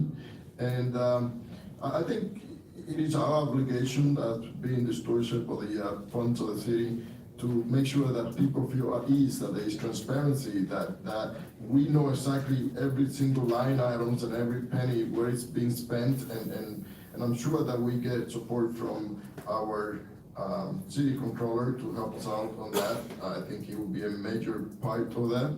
I don't think we can just ask him to go out and do forensic audits in all the programs. And I'm not sure if that's even his capacity to do. But we certainly would like to look at many of the programs that we have and meet with all the directors of the city to find out on each individual account where we are, where is the money, how is it going to be spent, and look at each financial plan, the 5-year plan that Mayor O'Connell presented to us with Mr. Household the other day, and find out what is really doable there in that plan. And come up, I think the main issue is to make sure that the citizens feel comfortable and that we feel comfortable with what is going on in the city's finances. And because of obvious reasons what happened in the past. Mr. President, I just wanted to use the option of my second time to speak to respond to both you and Mr. Greedy. I'm not suggesting that we don't need to do something of this nature. I absolutely think that we do need to look into this. Mr. Greedy and I have talked about this several times, and we did bring in someone from the Department of Economic Development, excuse me. What I'm simply saying is that I don't think that we need to create a separate committee to create the criteria to create the RFP. We already have a Budget and Finance Committee, and if this is something that we are all concerned about ourselves as council, the new administration, the controller's office, and most importantly, the citizens, then instead of creating an ad hoc committee, why would we not do this as a committee of the whole if it's so important? So what I'm saying is, I just don't think that doing a committee like this is necessary or the best way to accomplish this. I think that either the Budget and Finance Committee can work to create this RFP, or we can do a committee of the whole to create it if we feel that it's so important that one single committee can't do it. But we have 3 members on Budget and Finance, all of whom are senior members of council, and we have 3 members that are going to go on this committee. Now, one of which, Mr. Zuckel, is, as myself, only has 6 months. So I'm just saying that I think that either use our existing committee structure, which is exactly what it's there for, or a committee of the whole. So while I absolutely support that we need to do this, I'm absolutely going to be voting no on creating this committee because I think it's redundant. Thank you, Mr. President. All right, thank you. Councilwoman Alpha will speak, and then I might address 1 or 2 things. Courtney, although I may agree with you, the whole point here is the climate of the city because of the last administration. And if this is what the citizens want, obviously they want more than just our finance committee, they want more than just council, they want more than just the new administration. And if this is what they want, and they want transparency, they want more, it wouldn't hurt to give it to them. And this is why I think it's important. You make valid points, but the citizens of Allentown seem to want this. They seem to need this, and I think it's time we do it for them. Ms. Moda? I'm in agreement. I believe that we need it, you know, I mean, we need to pass the page, you know? This is a new beginning, so why not do it? For transparency reasons. And I agree with that, and Courtney, I understand what you're saying too about the Budget and Finance Committee, but I think Mr. Zuckel is making this motion. He's very willing to be on that committee. We're gonna be doing, you know, the charter review too. We're gonna be starting that soon, so we're gonna have a lot of things on our plate, and to try and get council together for every one of these things, I think is gonna be a little bit unwieldy, so why don't we just have our 3 members do it and come back to the council on the whole with that information? That would be my suggestion. And I guess we'll do things the proper way then, we'll open it up to the public. I don't want to cut you off, Courtney, I'll give you another chance, and then we'll open up to the public and then we'll revote. So, Courtney, go ahead. No, well, thank you, Mr. President. I mean, again, my point in this, I think that Councilman Alpha misunderstood me. I'm not saying we don't need to do this. I just want to make that unbelievably clear. I do think that we need to do a deep dive on the city finances. I'm simply saying that this motion seems to be not well defined in terms of some of its purpose. It's coming, you know, a little precipitously. I don't know why this wasn't on the agenda if this has been contemplated so long. And most importantly, I just think that it's being redundant, that there's better ways that we can go about doing this that are more efficient in an already existing structure. The goals I am in agreement with, the method is what I don't agree with. So that's all that I would say in response to any comments. Thank you. Okay, Mr. Robinson, and I appreciate that. And there are some things on here, some of the list of things that Mr. Zuckel's proposing to be looked at that would not necessarily fall under budget and finance. I understand your argument. I just found out about it tonight too, so, but I have no problem with the group from council doing it. So having said that, if there's nothing else from council, or Mr. Robinson, I mean, you are council, but you're not really here. I'll open it up to the public for any input on this motion that Mr. Zuckel has made. Seeing nobody. Oh, now I am seeing some people. Very quickly, Robert Trotter, 1910 Bear Street, Bethlehem. I think Mr. Zuckel's proposal is absolutely on point, and I don't think it should be hidden away in some kind of committee or committee of the whole. It should be perfectly transparent, so that we know what's going on and not have any accusations later on that was held by a budget finance. They covered everything up, and we need transparency. So I condemn, not condemn, congratulate Mr. Zuckel. And I agree with you, but the 3 council people who are doing this, maybe we can have a committee of the whole, and they can bring out their findings or their suggestions too, so. Yeah, Glenn Sicker, South Allentown. I have to commend the council tonight for doing this, really. And there is something to what Mr. Zuckel is trying to set up another committee. You had these committees for years that really maybe wouldn't take it on by themselves, but you have to go outside the box a little bit and do something like this. We have other people coming in, so nothing's left out of the transparency part of this. When you go back, we always kept saying, where's the money?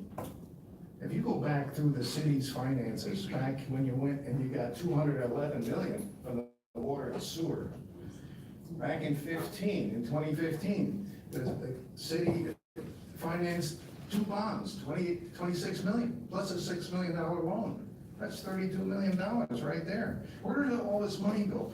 $4 million a year almost from the sands since 2010. Where did the money go? Now maybe there's an answer. But every time we said, let's look at the statements where you can really go down to what the cash is in the system, we've been roadblocked. So basically, what this will do, keep guys like me coming up here and saying this, okay? That's what we're trying to avoid. I'm trying to avoid it too. I know. We don't want to be up here saying this all the time. We understand that. And the administration should be looking forward to this, because no matter what it says, he has a clean slate to start from. And he has to figure out where do we go from here? he should really be saying, hey, I wanna get this information. If I was in his shoes, I'd say, hey, I wanna do it. Get it done as fast as I can, because when budget time comes, he'll know exactly where the heck he stands. So, I have to comment you, commend you, okay, for doing this. Thank you. Thank you. Ellen Hahn, 2016 East Highland Street. Glenn just stole all my thunder because I was coming up here to say the same thing. The water and sewage got leased, all that money was going to come in, we were going to pay off this pension, and we're in a hole again, it keeps down and down. Where's the ladder to come up? This is what we need, and this dear mayor that's up here should want this all reconciled so that we all know that everything is right in the city. We don't need all this backroom talking about, well, we have to do this, but well, maybe we'll do this. I really thank you, Mr. Zuko, and I thank council. If you do this, you are actually going to help a lot of people in this city who talk about it, don't come here, talk about it, and let's get the city back on track where we can have honesty and understand where is the money. And I appreciate all what you're doing. Thank you. Thank you very much. Good evening. Questions for me? I have no more questions. I want to publicly commend Mr. Zuko, and I think we all owe him a hand. I'm sorry, Roger. You owe the guy a hand. For what he's done here, this is unbelievable to clear everything up. And I want to congratulate every one of you for having the guts to back him. And as far as Courtney, nothing.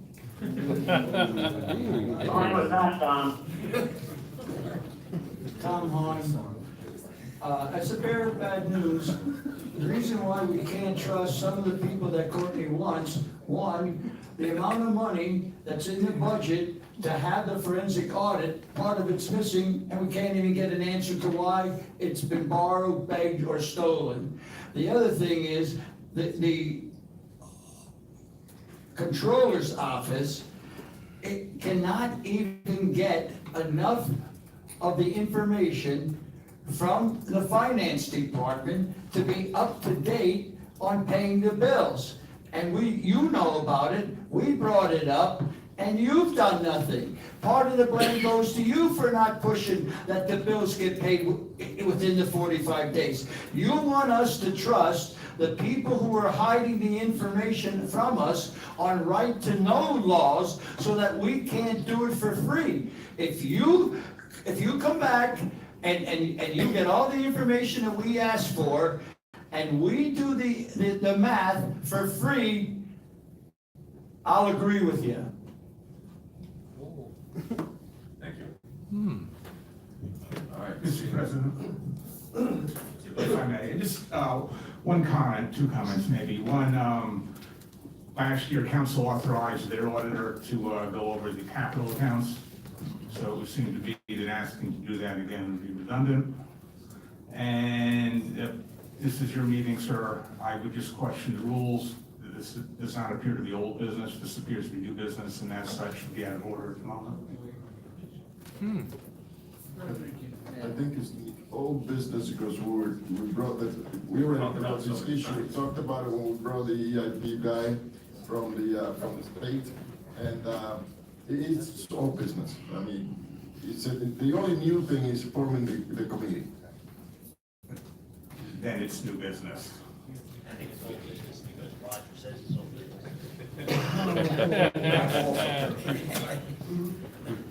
We've heard this at many, many meetings, so it's not new. No, definitely not. All right. We've heard comment from council, we've heard comment from the public, we've heard comment from the controller.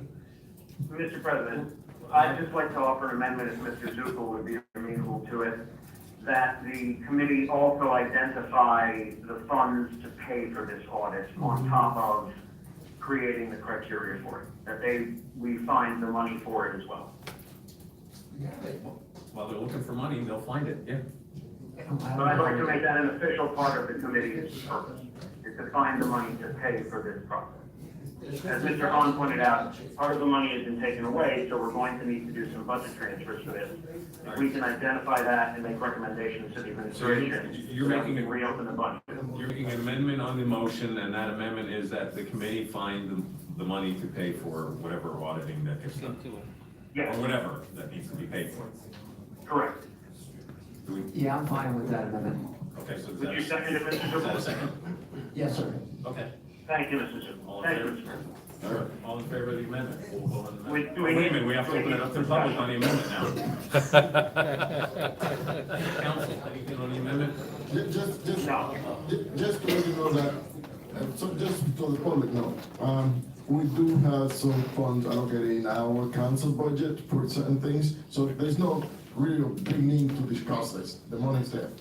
The missing chair, did the missing chair hear that? That it's already there and part of it's missing? The last report we got on the $50,000, some of it was borrowed for something else.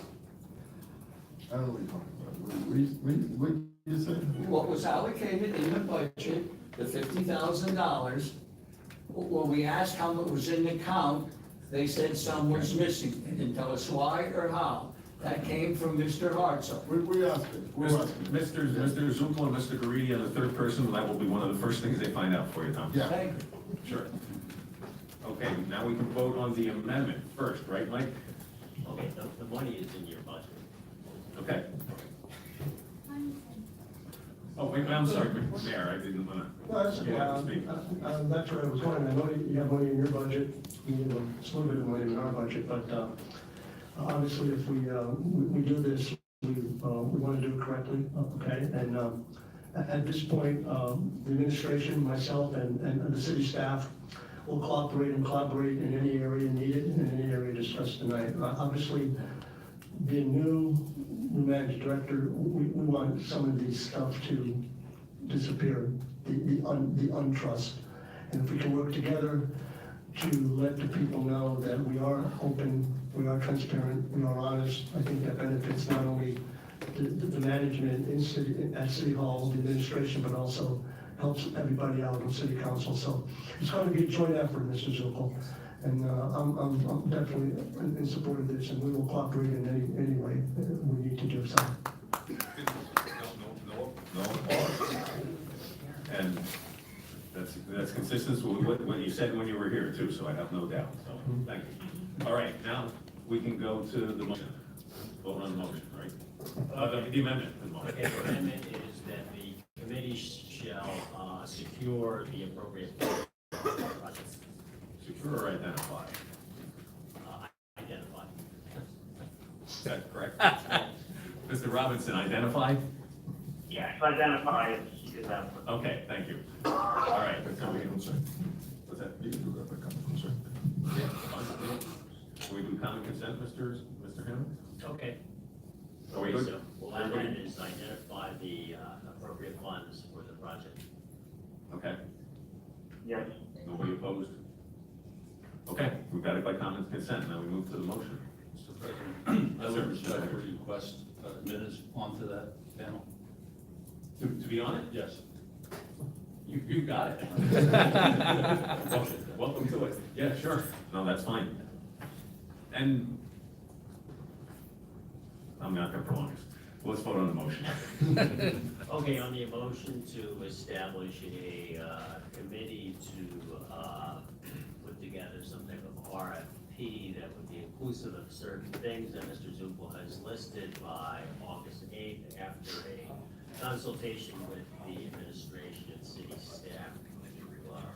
Evaluate some of those things. On the motion, Ms. Affleck, Yes? Mr. Grady, Yes.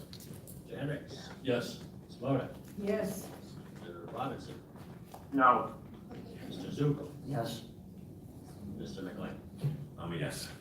President, 6 yeas and 1 nay. Thank you very much. Communications, I have none. Do you have any, Mr. Hammer? Okay, reports from committees, budget and finance. Mr. Greedy.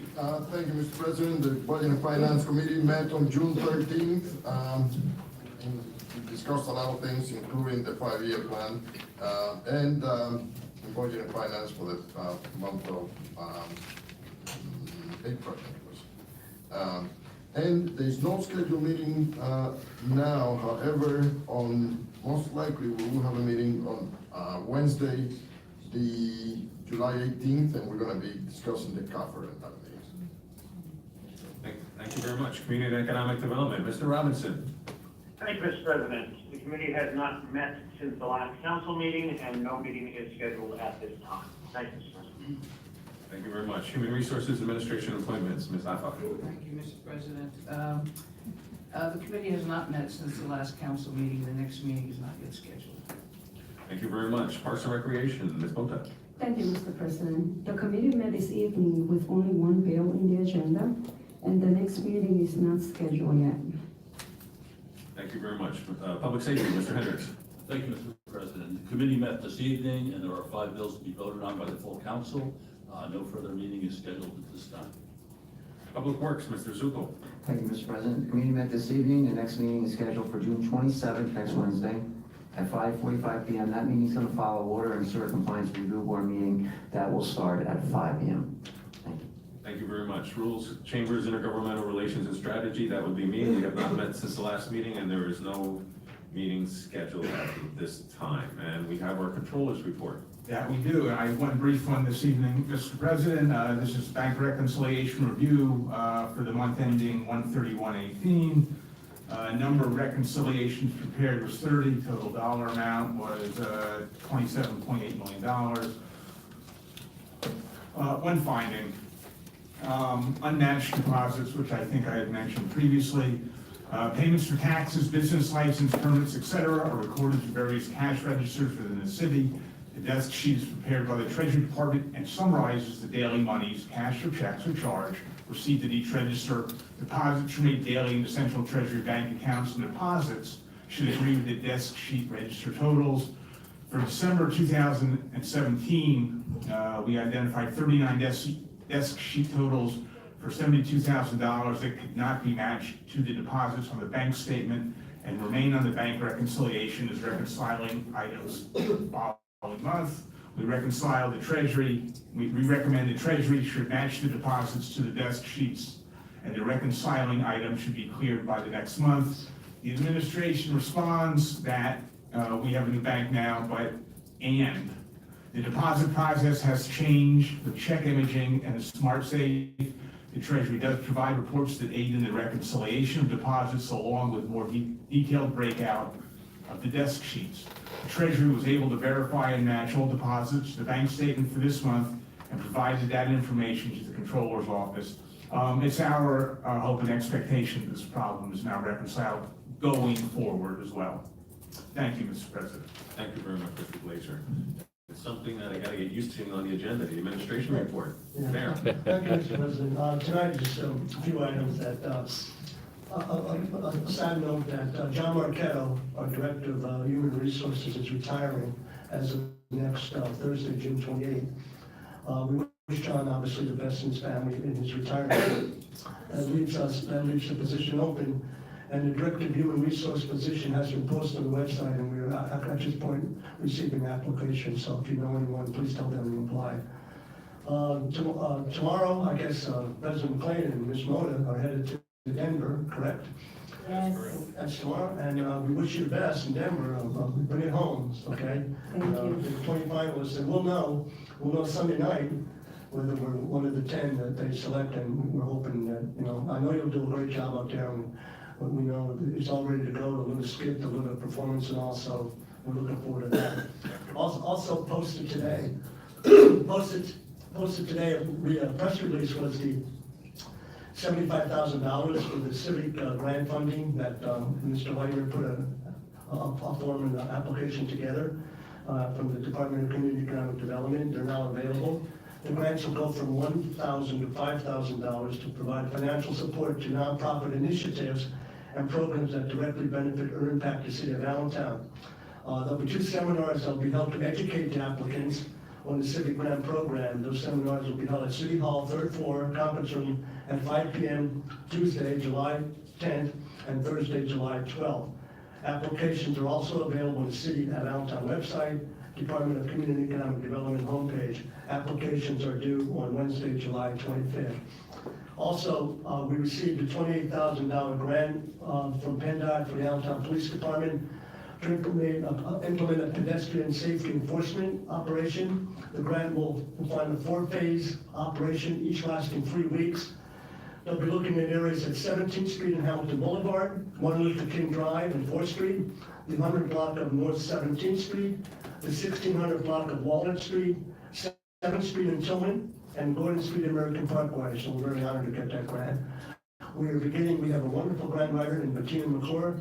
We're pushing out the grants on a daily basis, and we've been very successful with the grant writing at this point, and we hope to continue our grant funding. And thank you, Mr. President, for the opportunity to speak this evening. Absolutely, thank you, Mr. Mayor, and I would also like to say that Bettina is the reason we're one of the finalists for the Yes. All-American City Award. She's the one who wrote that, so. Yeah, absolutely. Yep, She does a great job. yep. Okay, thank you very much. We have appointments, Ms. Alpha. Yes, Mr. President, we have one tonight for the Arts Commission, Louis Holtzman. His term will expire 2021. He's replacing Eileen Hocker-Wood in the Arts Commission. So do I have any comments from my colleagues on the appointment of Mr. Holtzman? Seeing none, do I have any from the audience? No? Go ahead. Do you want to say something? Yeah, when we went through this whole process, a lot of young professionals have emerged through this whole process, and Lou Holtzman, I've known for years, is a young gentleman who wants to get involved in city government, and this is the perfect place to get involved, whether it be authority, a board, or commission, see what happens in the city, get involved in the city. And we are continually filling those vacancies on the boards, authorities, and commissions, and I thank City Council for the support when we bring the people forward. Thank you, Mayor. At this time, I guess we can ask for a vote. Okay, Ms. Zappa? Zappa? Oh, after. Yes. Mr. Grady? Yes. Mr. Hendricks? Yes. Moda? Yes. Mr. Robinson? Yes. Ms. Zuko? Yes. And Mr. McLean? Yes. President, 78 to 0. Okay, is Mr. Holtzman here this evening? Okay, well, congratulations to you anyway. That'll be it, that's all I have. Thank you, Ms. Alpha. Okay, ordinances for final passage. We have bill number 31, please, Mr. Hanlon. Bill number 31 is amending the stormwater fee by creating a system of credits, providing for the reductions of the stormwater fee, and sort of amending the calculation for impervious surface and stuff is common, and that was a housekeeping. Okay, thank you, council. Can I just ask for some, it's getting long here. Do you mind, can someone just open that door back there, please? Just, Really warm here. Thank you. just one thing, Mr. President. I'm just wondering if maybe we might want to push this off to the next meeting, since our Public Works meeting on the 27th is going to cover some more information regarding to the credits. But I think they have the subject matter expert is here tonight and gave us the presentation beforehand, so. Okay, it's just a suggestion. Yeah, that's kind of two separate things. Yeah, and nothing. They don't have trouble with it. Just speak loud. So there won't be any changes than what was discussed tonight. It's basically just the credit incentives, the 10%, 20, 30, 40, 50%. Okay, and Okay. Anything else from council? Anything else from the public? Mr. Hanlon? Okay, Bill 31, Mr. Grady? Yes. Mr. Hendricks? Yes. Ms. Moda? Yes. Mr. Robinson? Yes. Mr. Zuko? Yes. Mr. McLean? Yes. Did you vote for him? Unless you tell me this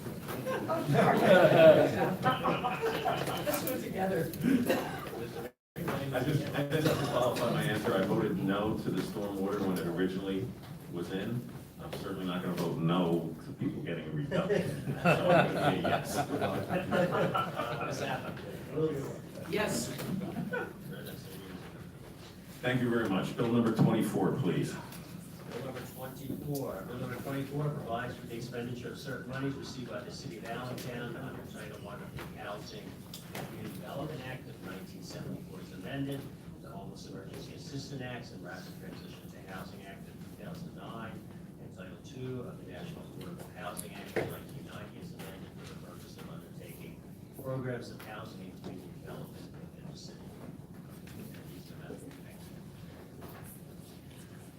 All right, thank you very much, Mr. Hanlon. We will turn this over to the administration. I see Mr. Leitner here.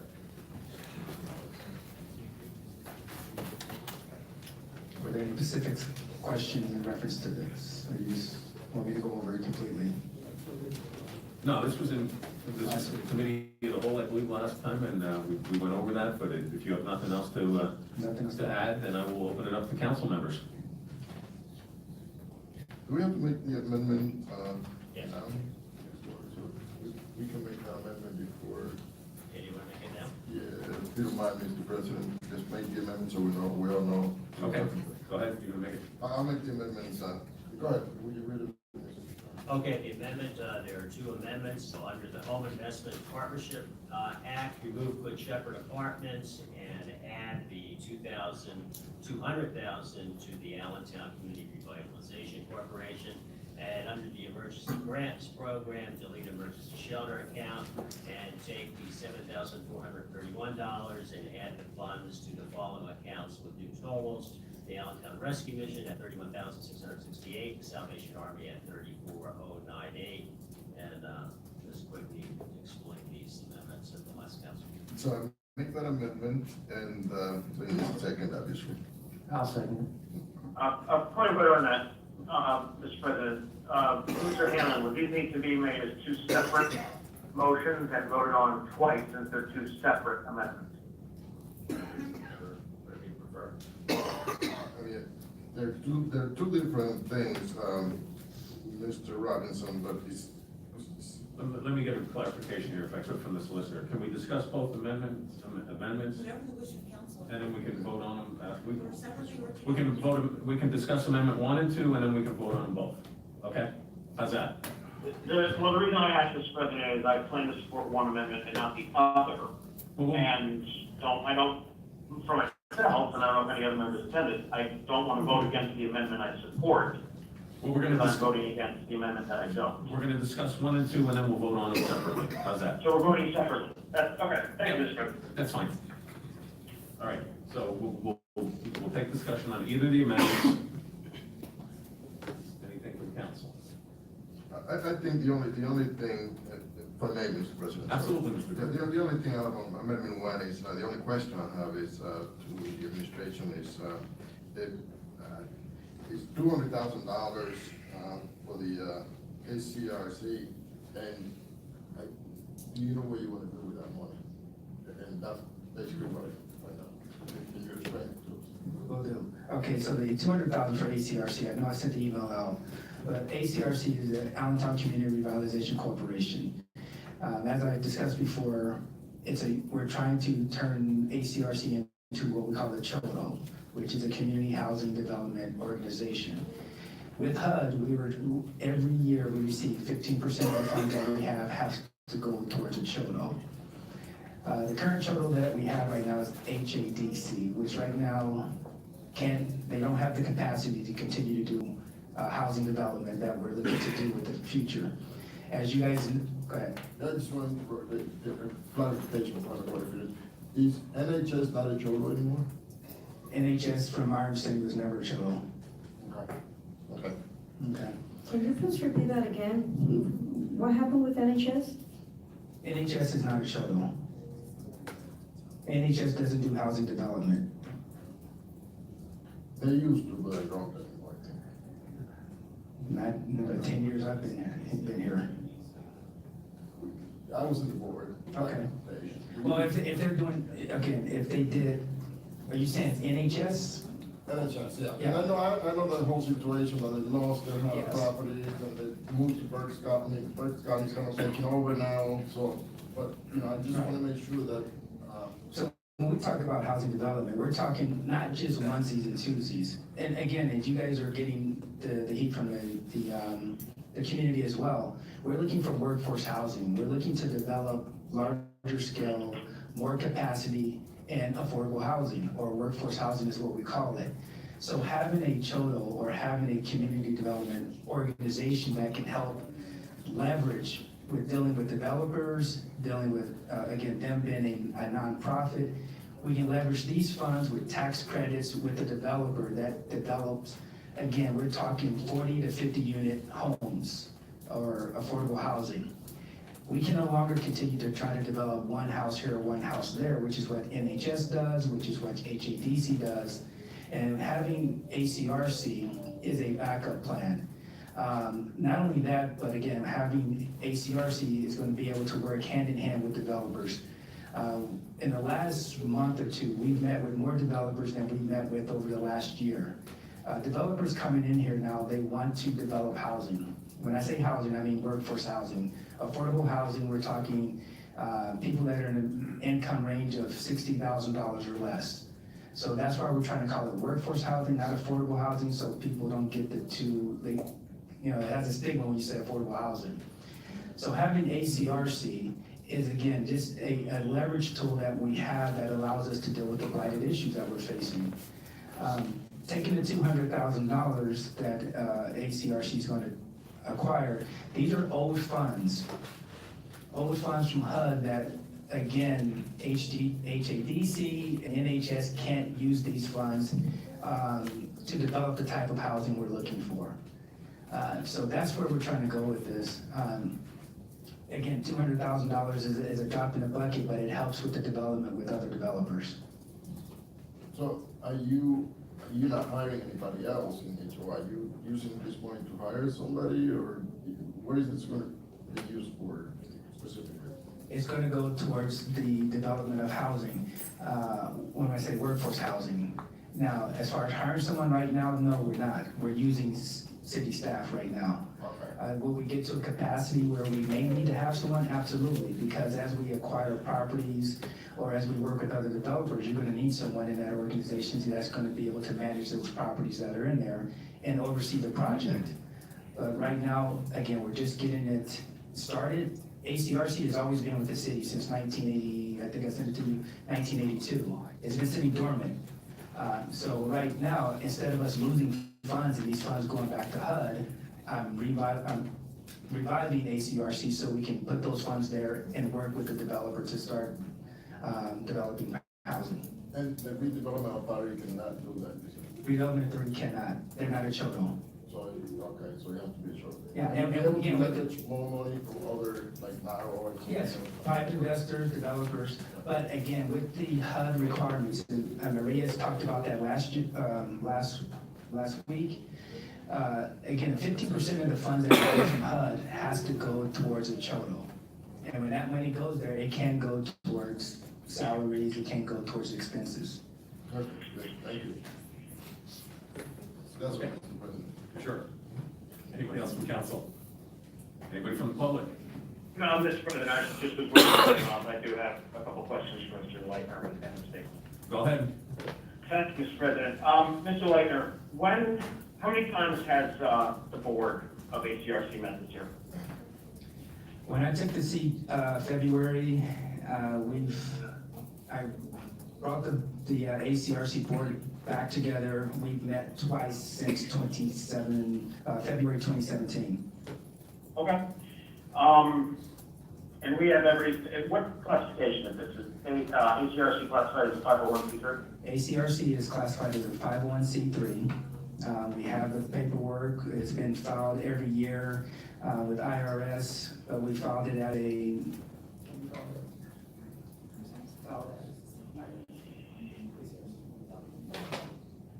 So each year, it hasn't had any type of activity financially, so we still report it to the IRS every year. It's not currently a CHODO right now. We're trying to create it to turn it into the CHODO. If this does go through with the funds, HUD is just waiting for us to send the application through. And two questions. We do have the current paperwork from the IRS. Correct. That we would require any of the other nonprofits that would be getting CDBG funding stating that we are up to date with all of our paperwork, correct? We have that on file? Correct. We have everything Okay. on file. Great, just wanted to verify that because I know that's been a question from several members of the public about other organizations, so I wanted to get that right out of the way. And then the second question is time frame on the process. So once you submit the application, how long roughly, I know obviously the federal government works at its own pace, but roughly how long will it take for us to get designation? And when does this money have to be expended by? All right, so we've already had the conversation with HUD. HUD is aware that this is something we're gonna do. Once we get the application in, they're saying they're not gonna prolong the process. They've kind of already given us the blessing to move forward, just waiting for the application to come through. The hang up that we have right now is just putting together the total board. We're looking for 3 community representatives that fall within the low to moderate income range or live within a low to moderate census tract. So that's the stage we're in. Once we have those 3 members, we'll be ready to move forward. And is that a requirement of the legislation that created this board, or is that a requirement from HUD? That's a requirement of HUD for the CHODO. Okay. That you have to have 3 members, and you have to have a third. So whatever our oversight is, a third of them have to be fall into that low to moderate income bracket. Okay, and what's the time frame that this money has to be spent in? Well, we're working with HUD on that now. We have a developer that we're currently in conversation with. Our plan is to get it actually at least by the end of the year, at least half of it spent, and by early February, the rest of it should be spent. Okay, but my question was, when does it have to be spent on? We have until 2019. 2019, so we have until January 1st, 2019, or December 31st, 2019? December. Okay. All right, and then my last question, Mr. Leitner, is it normal practice for us with CDBG funds to expend them to a group, in this case, a total, that would not have all of its paperwork prior to the allocation of funds? No, again, those funds go to a CHODO that's existent. The only CHODO that we currently have that's functioning right now is HADC. No, I understand that point, Mr. Leitner. What I'm saying is this normal practice for us in any type, whether it's the housing money with a CHODO, whether it's money to any organization throughout the city to do something, is it standard practice with CDBG money for us to allocate the money by legislation and sending it to HUD prior to that organization having all of its authorization paperwork? So right now, we are not a CHODO yet. You're saying that we are going to become one. My question is this standard practice for us to allocate money to an organization before it has all of its ducks in a row? I would tell you that we've never ran into this type of situation before. It's not normal practice that we have money that sits for years that we haven't expended yet either. So it's, again, a point where I have to take action and move forward to do something.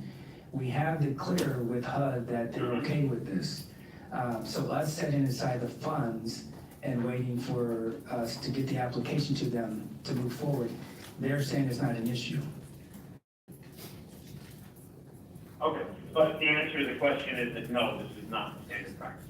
If a nonprofit came to us and didn't have all of their paperwork together and applied for CDBG funds, would we give them money on a promissory note of getting all of their paperwork, or would we say, I'm sorry, you need to have all your paperwork first? Well, I would tell you this, we do it all the time when we're setting up contracts. I mean, when we're setting aside funds right now, when we're setting aside these type of funds for the upcoming year, we still have to wait for the organization to get us all their updated paperwork. We do it, again, when we're doing fund draws. They have to provide us with all the documentation they need in order to draw the funds down. So this is not, again, anything that's out of the ordinary, unusual. We're just trying to get everything, our ducks in a row, and then have the money prepared. So if we do move forward with this, we can actually start taking action once we have the green light from HUD. Okay, I think there's a disconnect here, and I'm not going to prolong this. What I'm saying is, an organization that either went dormant or didn't exist yet, giving them granting them CDBG funds as opposed to the invoices they have to provide us to get funds for the grant applications or anything like that. I'm talking about the basic skeleton of creating the organization. But that, I understand what your answer was, Mr. Laker. I think there was just a disconnect between the two of us. I appreciate that. My statement, basically, Mr. President, is that I understand where Mr. Laker is coming from on this, and I applaud his efforts to do this because we do need to be more forward-thinking on this. I just don't think that we've had enough open discussion concerning this, and I'm concerned that, you know, we previously have dealt with over the past 12 years a previous administration that would just come to us quickly. Now, I know Mr. Laker is trying to take advantage of a situation where there was money available that there would not have been because this money was supposed to go to another grant applicant and couldn't quite get things together. But I just think that we haven't had enough debate and discussion on this, and we are in a situation in which it's just not a comfort level for me. I think we need to have more public debate and discussion. So I'm going to be voting no on the amendment to give ACRC the $200,000, and I would recommend to any of my colleagues that they should vote no as well. Thank you, Mr. President. Thank you, Mr. Robinson. Mr. Mayor, if I can throw it to you and Mr. McMahon, are you guys comfortable with this? We're very comfortable with this, with Mr. Wagner's leadership, absolutely positively very comfortable. Thank you. He's a straight shooter, and all the dots will be, dotted, and all the i's will be dotted, and T's crossed, believe me, it will be. All right, thank you very much. Okay, open to the public. I just wanted to say that I don't think that it needs to be more discussion regarding this. I mean, this is great for the community, so why not do it? I mean, the community is suffering. They need affordable housing, I mean, we all know that people are looking for affordable housing. We hear it all the time. Always complaining, so why not? Okay. Sir? Kind of Secretary Downtown Tenant Association, because under the last administration, plan has come forward, wasting money, hemorrhaging money, and nothing gets followed through. I have every confidence Mr. Wagner and Lisbon. I think there should still be also more discussion. But as far as Mr. Wagner goes, I never did a conference and I think he's doing a fantastic job. But you know what, where's the 200,000 exactly going to do? And we didn't know pinpoint exactly what everything's going on already. And that's sorry, that's good. But anyhow, I think more discussion, I think it should be tabled and more discussion on it. Because, we've heard things over and over again. I know you're shaking your head, but we have. We've heard it over and over again. The Center City Initiative that they pummeled through here did just that. Said that every developer in the midst was supposed to bring an affordable housing plan to the plate. 0 for 10. 0 for 10. Not one plan brought forward. Now they're all talking about it. They're all saying, oh, we got to do something affordable housing. With what? You had no land left to do anything. So things like this is just lurking. And I don't think there's any doubt that Mr. Wagner can do the job and what he's doing. I don't see any reason why we can't just delay it a bit. We've been delaying it for 12 and a half years now, easily. Why not just discuss it a little bit more? The community needs it. I know that. And we are under a different administration. Okay. This is a new beginning for our I understand that. I live here. I get it. I do understand that. But maybe some more discussion on it. Like, I've never even heard of, because actually you can tell it's been dormant forever. I guess the next administration let it go dormant, but did they, or was it previous to that? Well, the previous one wasn't any better. So anyway, is there any current money in ACRC, or is this the starting point? Can I answer? Sorry, I apologize. So if I can address a few different things. One is, again, we hear it every day that we need affordable housing or workforce housing. This $200,000 was designated to go towards Sacred Heart, or Good Shepherds. They had a housing plan as well to work with HDC. They didn't get their tax credit. So we have this $200,000 sitting there. So again, I wanted to go back towards where it was originally for. It was originally set to go towards housing development. Why would I take this money and put it anywhere else except for back towards housing development? ACRC has $0 in their budget right now. It's just been dormant. So you utilizing city staff, I could take the $200,000, I don't have to worry about paying salaries out of that $200,000, and that $200,000 can go right back into housing. 100% of that can go into housing. Now, again, it's still addressing the housing issue. To address your concern about the housing plan, we are in a process right now, as City Council may know, I know the mayor knows, and Mr. McMahon knows, that we're in the process of our comprehensive plan. And part of that comprehensive plan is a housing strategy. The public has been talking about what's the housing plan, what's the housing strategy. We're in the process of developing that.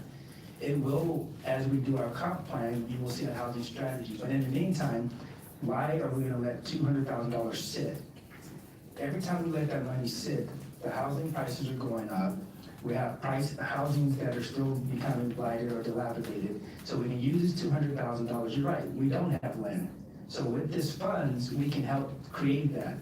Whatever it is, whether it's acquisition, whether it's demolition, but we utilize those funds to go directly to the housing so that when we speak with those developers, we have land, we have space available to create the affordable housing that we're looking for. We have to start somewhere.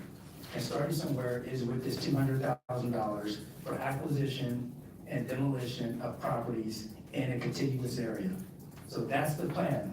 That's what's gonna happen with the $200,000.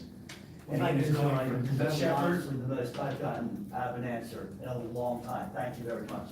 You're welcome. Thank you. Anybody else from the public? Seeing nobody else from the public, I guess we exhausted both amendments, but we need to vote on separate. So we vote on amendment number 1 first. Okay, the amendment number 1 is the 200,000 to remove the Good Shepherd to give to the Allentown Community Revitalization Corporation. On that particular amendment, Mr. Hendricks? Yes. Ms. Moda? Yes. Mr. Robinson? No. Mr. Zuko? Yes. Mr. McLean? Yes. Ms. Zappa? I can't. Yes. And Mr. Green? Yes. President, 6 yeas and 1 nay. Thank you very much, Mr. Hanlon. Amendment number 2. Amendment number 2 is the one where you're sort of deleting the emergency shelter account and you're taking that money and adding it to the rescue mission and the Salvation Army. And we're at Ms. Mota, Yes. Mr. Robinson, Yes. Mr. Zuko, Yes. Mr. McLean, Yes. Ms. Zappa, Yes. Mr. Greedy, Yes. and Ms. Dunn. Yes. President, 7 yeas and no nays. Thank you very much, Mr. Hanlon. Bill number 25, please. We got it. Those were the amendments. How can we spend so much time and I forget to vote? Just do the whole amendment then, including, the whole bill, including the 2 amendments. To the public? Can we give it to them? All right, public, anybody?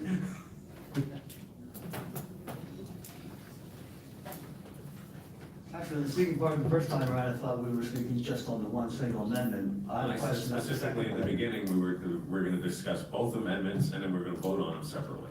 I said that right from the beginning. one. Okay. But, go ahead. Okay. All right.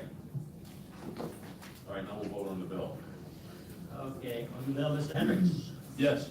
Ms. Mota, Yes. Mr. Robinson, Yes. Mr. Zuko, Yes. McLean, Yes. Ms. Zappa, Yes.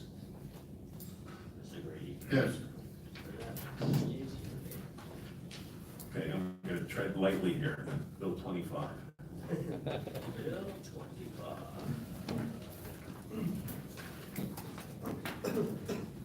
Bill 25 amends the liquid fuel fund budget to accommodate the reclassification of 3 part-time maintenance worker 2 positions. That was a typo to 2 full-time maintenance worker 2 positions. Yes, 3 part-time and 2 full-time.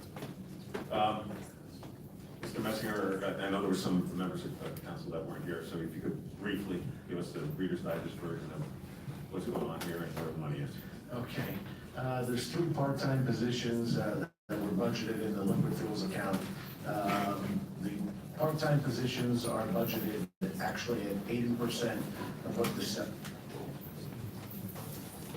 should I wait till then? Okay. They're budgeted at 80% of the salary of what a MW2 full-time would be.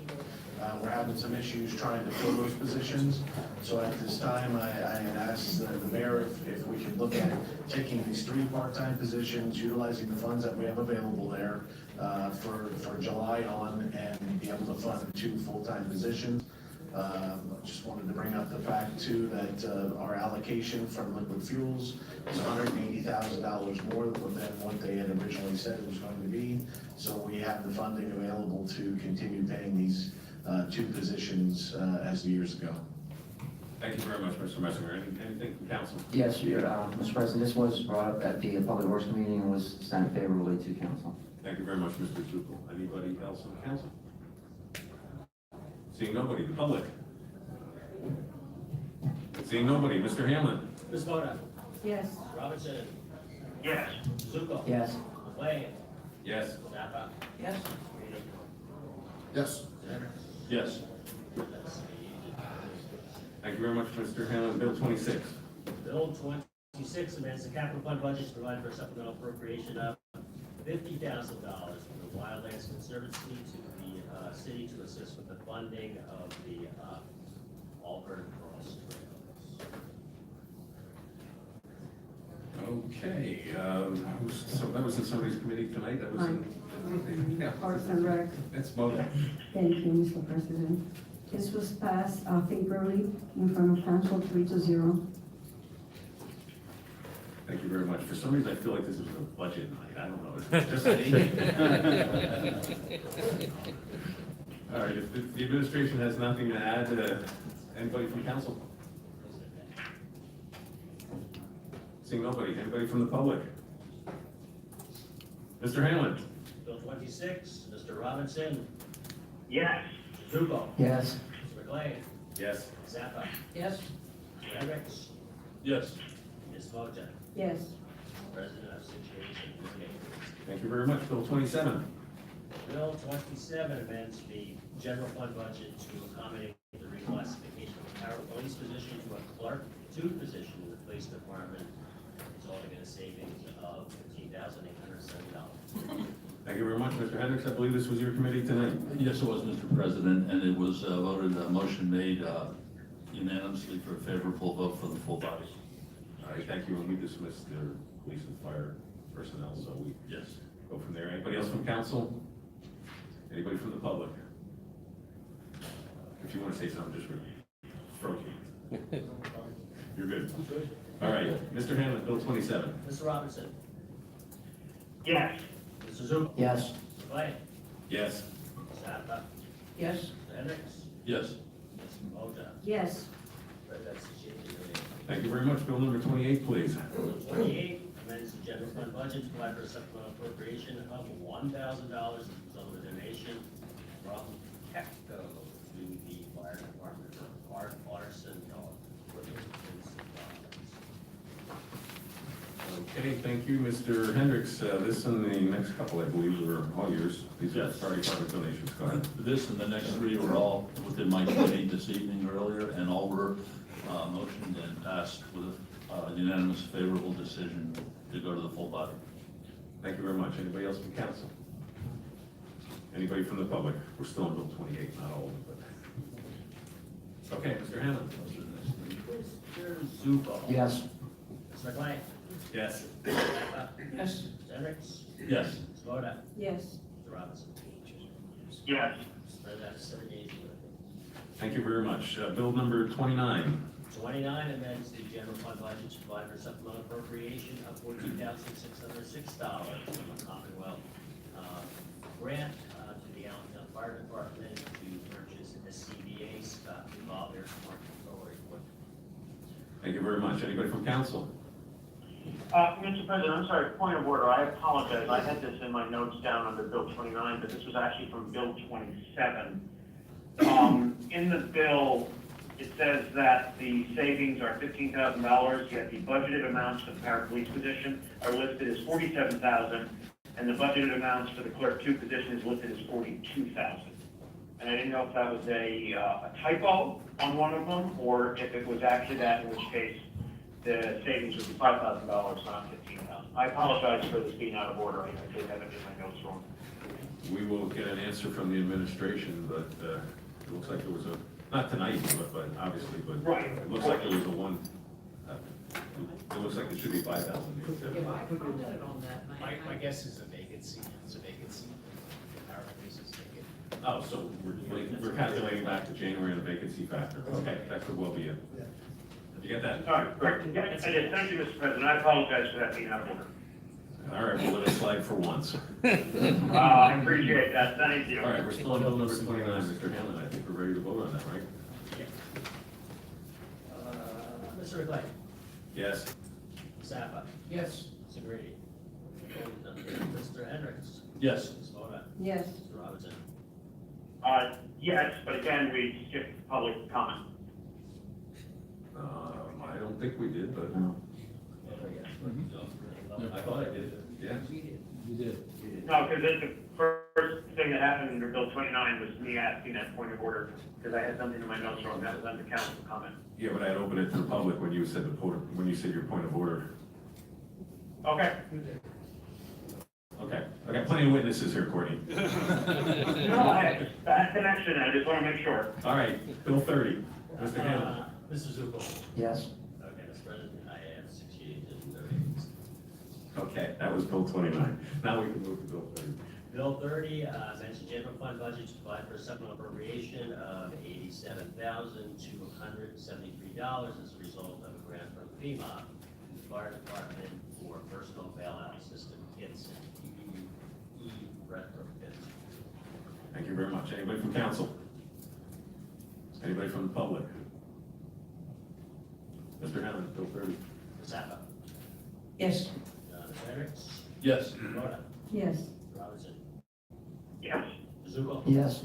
McLean. Yes. Jason. Thank you, Mr. Hanlon. Bill number 32.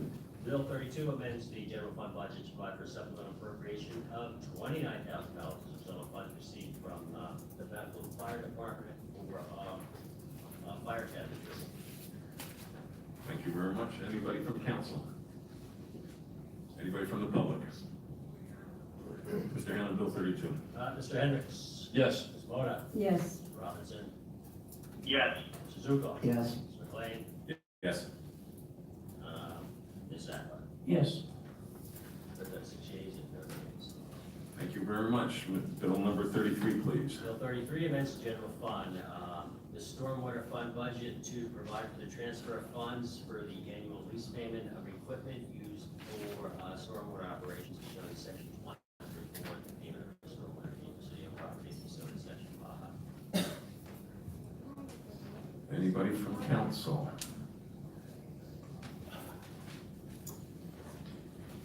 Anybody from the public? Mr. Hanlon, call vote. Okay, Ms. Moda. Yes. Mr. Robinson. Yes. Mr. Zuko. Yes. McLean. No? Zappa. Yes. And Mr. Hendricks. Yes.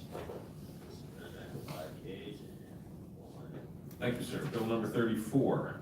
Bill 34 amends the general fund budget to provide for a supplemental appropriation of $17,500 for various local companies sponsoring the All-American City of Winton.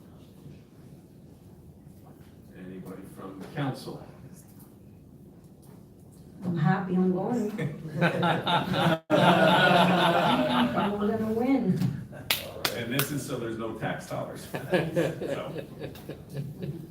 you know, at first I felt they had to abstain from it, but this is providing so there's no tax dollars spent for our travel, so I'm not gonna abstain. So anyhow, open it to the public. Seeing nobody. Mr. Hanlon? Mr. Robinson. Yes. Mr. Zuko. Yes. Mr. McLean. Yes. Zappa. Yes. Mr. Hendricks. Yes. Ms. Moda. Yes.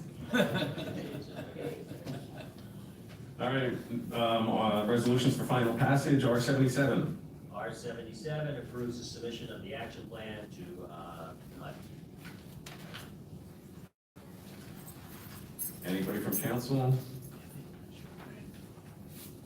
Anybody from the public? Mr. Hanlon, vote. Mr. Zuko. Yes. Mr.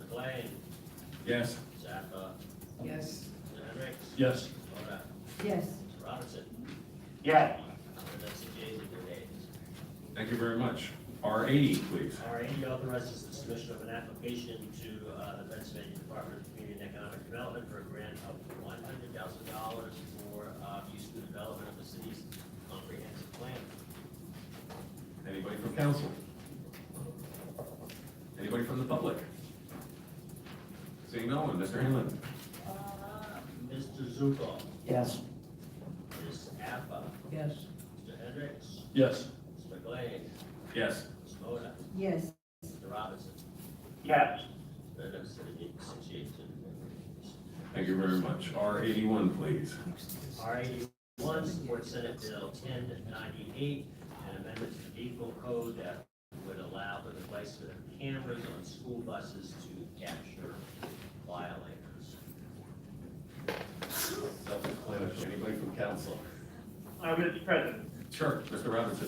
Thank you, Mr. President. I was happy to sponsor this bill, and I'm very appreciative of Ms. Moda to be a co-sponsor on this bill. And I believe actually Mayor O'Connell had signed on as the administration co-sponsor, just he can correct me if I'm wrong.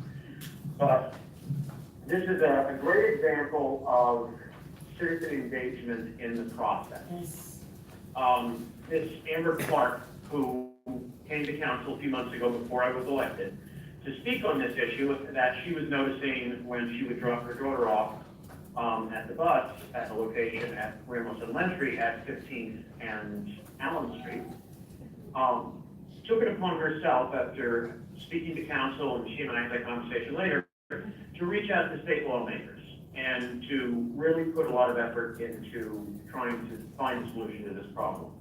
And having spoke with members of Senator Brown's staff, who is the primary sponsor in the Senate, and Representative Schlossberg and his staff, who is the prime sponsor in the House, not only is this a great example of this, but both staffs have said to me that they've never had a citizen come with as much research and as much passion for the issue as Amber did. And the fact that if everyone who came with a problem had done as much to try and solve the problem as her, we could be a lot farther along. I think it's a great example for all of us. I'm very proud to support this, and very excited to say that this Senate bill moved out of the committee that was hearing it by a 26-0 vote, and will be coming up for a vote in the full Senate soon, and then will be sent to the House.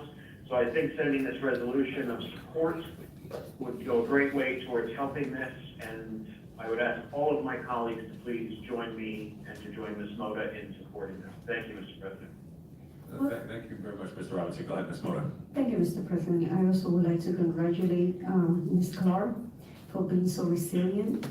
She has gone through a lot, and she did share her story, and that's what mothers do. We fight, for what we believe in, and she did a great job. And I do agree with you, Mr. Robinson. She came prepared. She came prepared. She lobbied, and she spoke to many people. And I'm glad that I'm in support of this. We have to keep our children safe. Safety comes first. Thank you. Thank you, Ms. Moda. There's a lot of support for this, I'm sure. And Mr. Robinson, unlike you, she is sitting here in the audience tonight.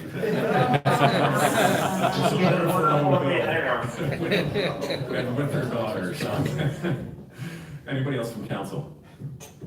I just too would like to commend you for your actions on this. As a law enforcement member for 38 years, this is sorely needed, and I fully support it. Thank you. Are you proud of your mommy? My mama just yells at cars.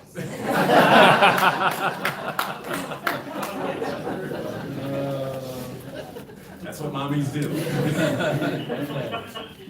Okay, yeah, thank you. And public service Yeah. for the little kid. Anybody else from council? Anybody from the public? I'd like to say something, if this is working. It was on and off earlier, so, yeah. I think, with all due respect, you should have brought this up first Well, first on the agenda, because that little one's been sitting here for what? 2 hours and 15 minutes. And thank God she wasn't in the back row. What's your last name? Olivia Clark Ortiz. Okay, it doesn't begin with an H, does it? No, I'm only kidding. That's only a joke, come on, it's only a joke. I met her in the hallway, she's a sweet little girl. Oh, get up and say something. And we wanted to give them their tax dollars worth of government tonight, so that's why we're gonna move it to the front. I think she's gonna be running for council someday. She enjoyed herself here.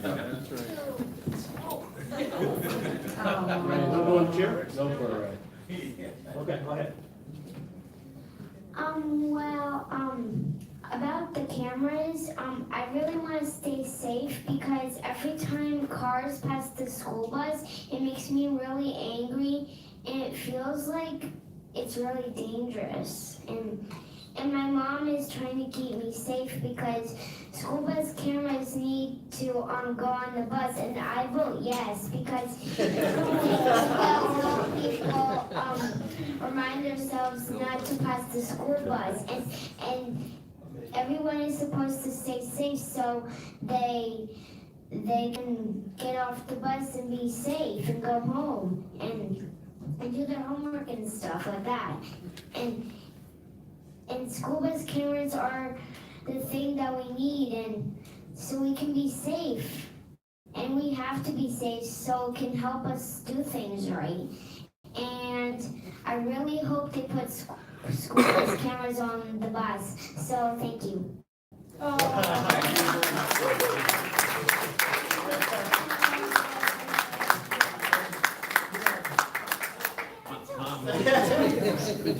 Mom, do you want to say anything? I don't know what you can say after. Yeah, I have to say one thing. Mr. Hendricks suggested, and I think, could you work on double parking?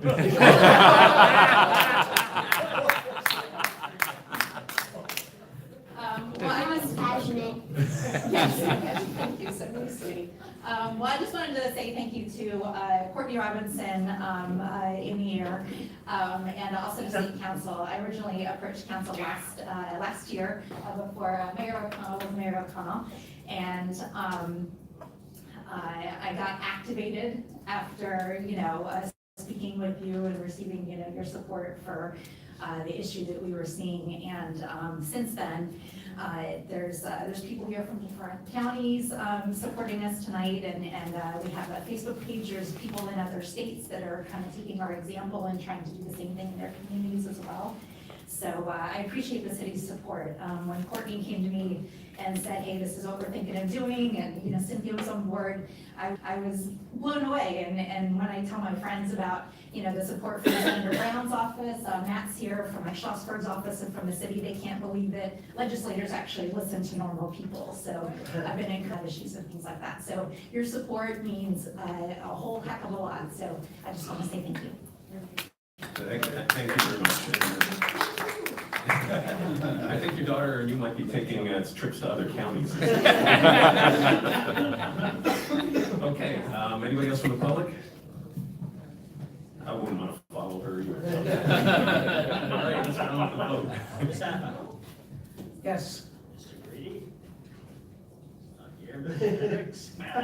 Yes. Mr. McLean? Absolutely, yes. Ms. Moda? Yes. Yeah. Yes. Me too, yes. And by the way, Mayor, we kept her late because school's out for summer. So. Good point. Yeah, it's your budget. Exactly. Okay, R82. Mr. Cameron. R82 cancels the July 4th council. All right, I have to open it up to council. Okay, good enough, the public. See nobody. Just stare down. Mr. Hendricks? Yes. Mr. McLean? Yes. Ms. Moda? Yes. Robinson? Yes. Mr. Ducal? Yes. Thank you very much. R83. R83 are certificates of appropriateness for work in the historic districts, and it's work at 22 North 5th, 15th Street, 26 North 11th Street, and 726 West Quarter. Okay, anything from council? I think we had these in the meeting, correct? Yes. Anything from council? Anything from the administration? No. Anything from the public? Bye.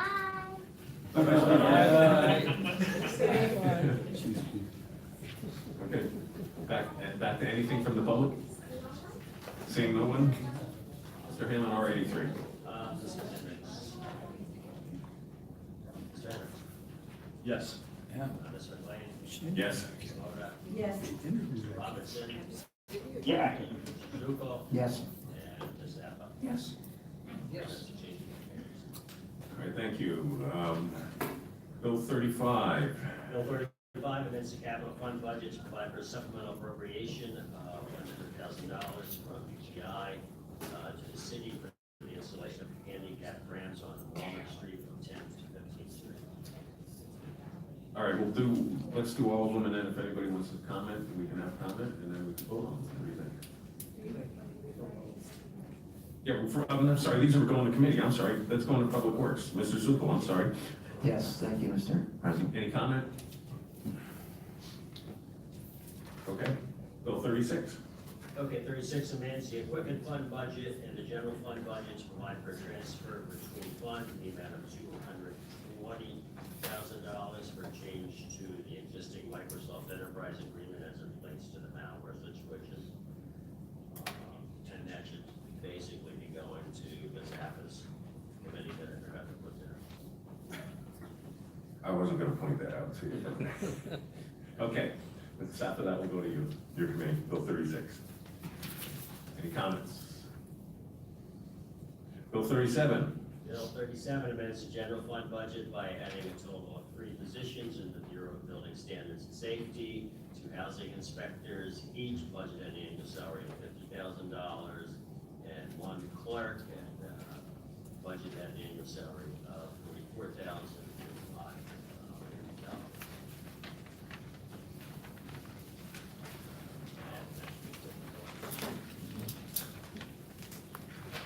Are we sending that? Yes. Or Mr. Robinson's. Mr. Robinson, that will go to you. I'll have a question or two on that, but we'll get to that when we have the hearing. So. I'd also have some questions, but I'm very happy about this, so I take that pleasantly. Okay, anybody from the public? Okay, seeing no one, Bill 38. Look up. You weren't fast enough. Anyway, wow, I think this is the first time in all these years we're actually seeing this coming from the board. Are these positions currently open or do they have to go around? Sometimes. We'll discuss that at the committee meeting. We'll have an answer for you. Okay, Bill 38. Bill 38 provides for the vacation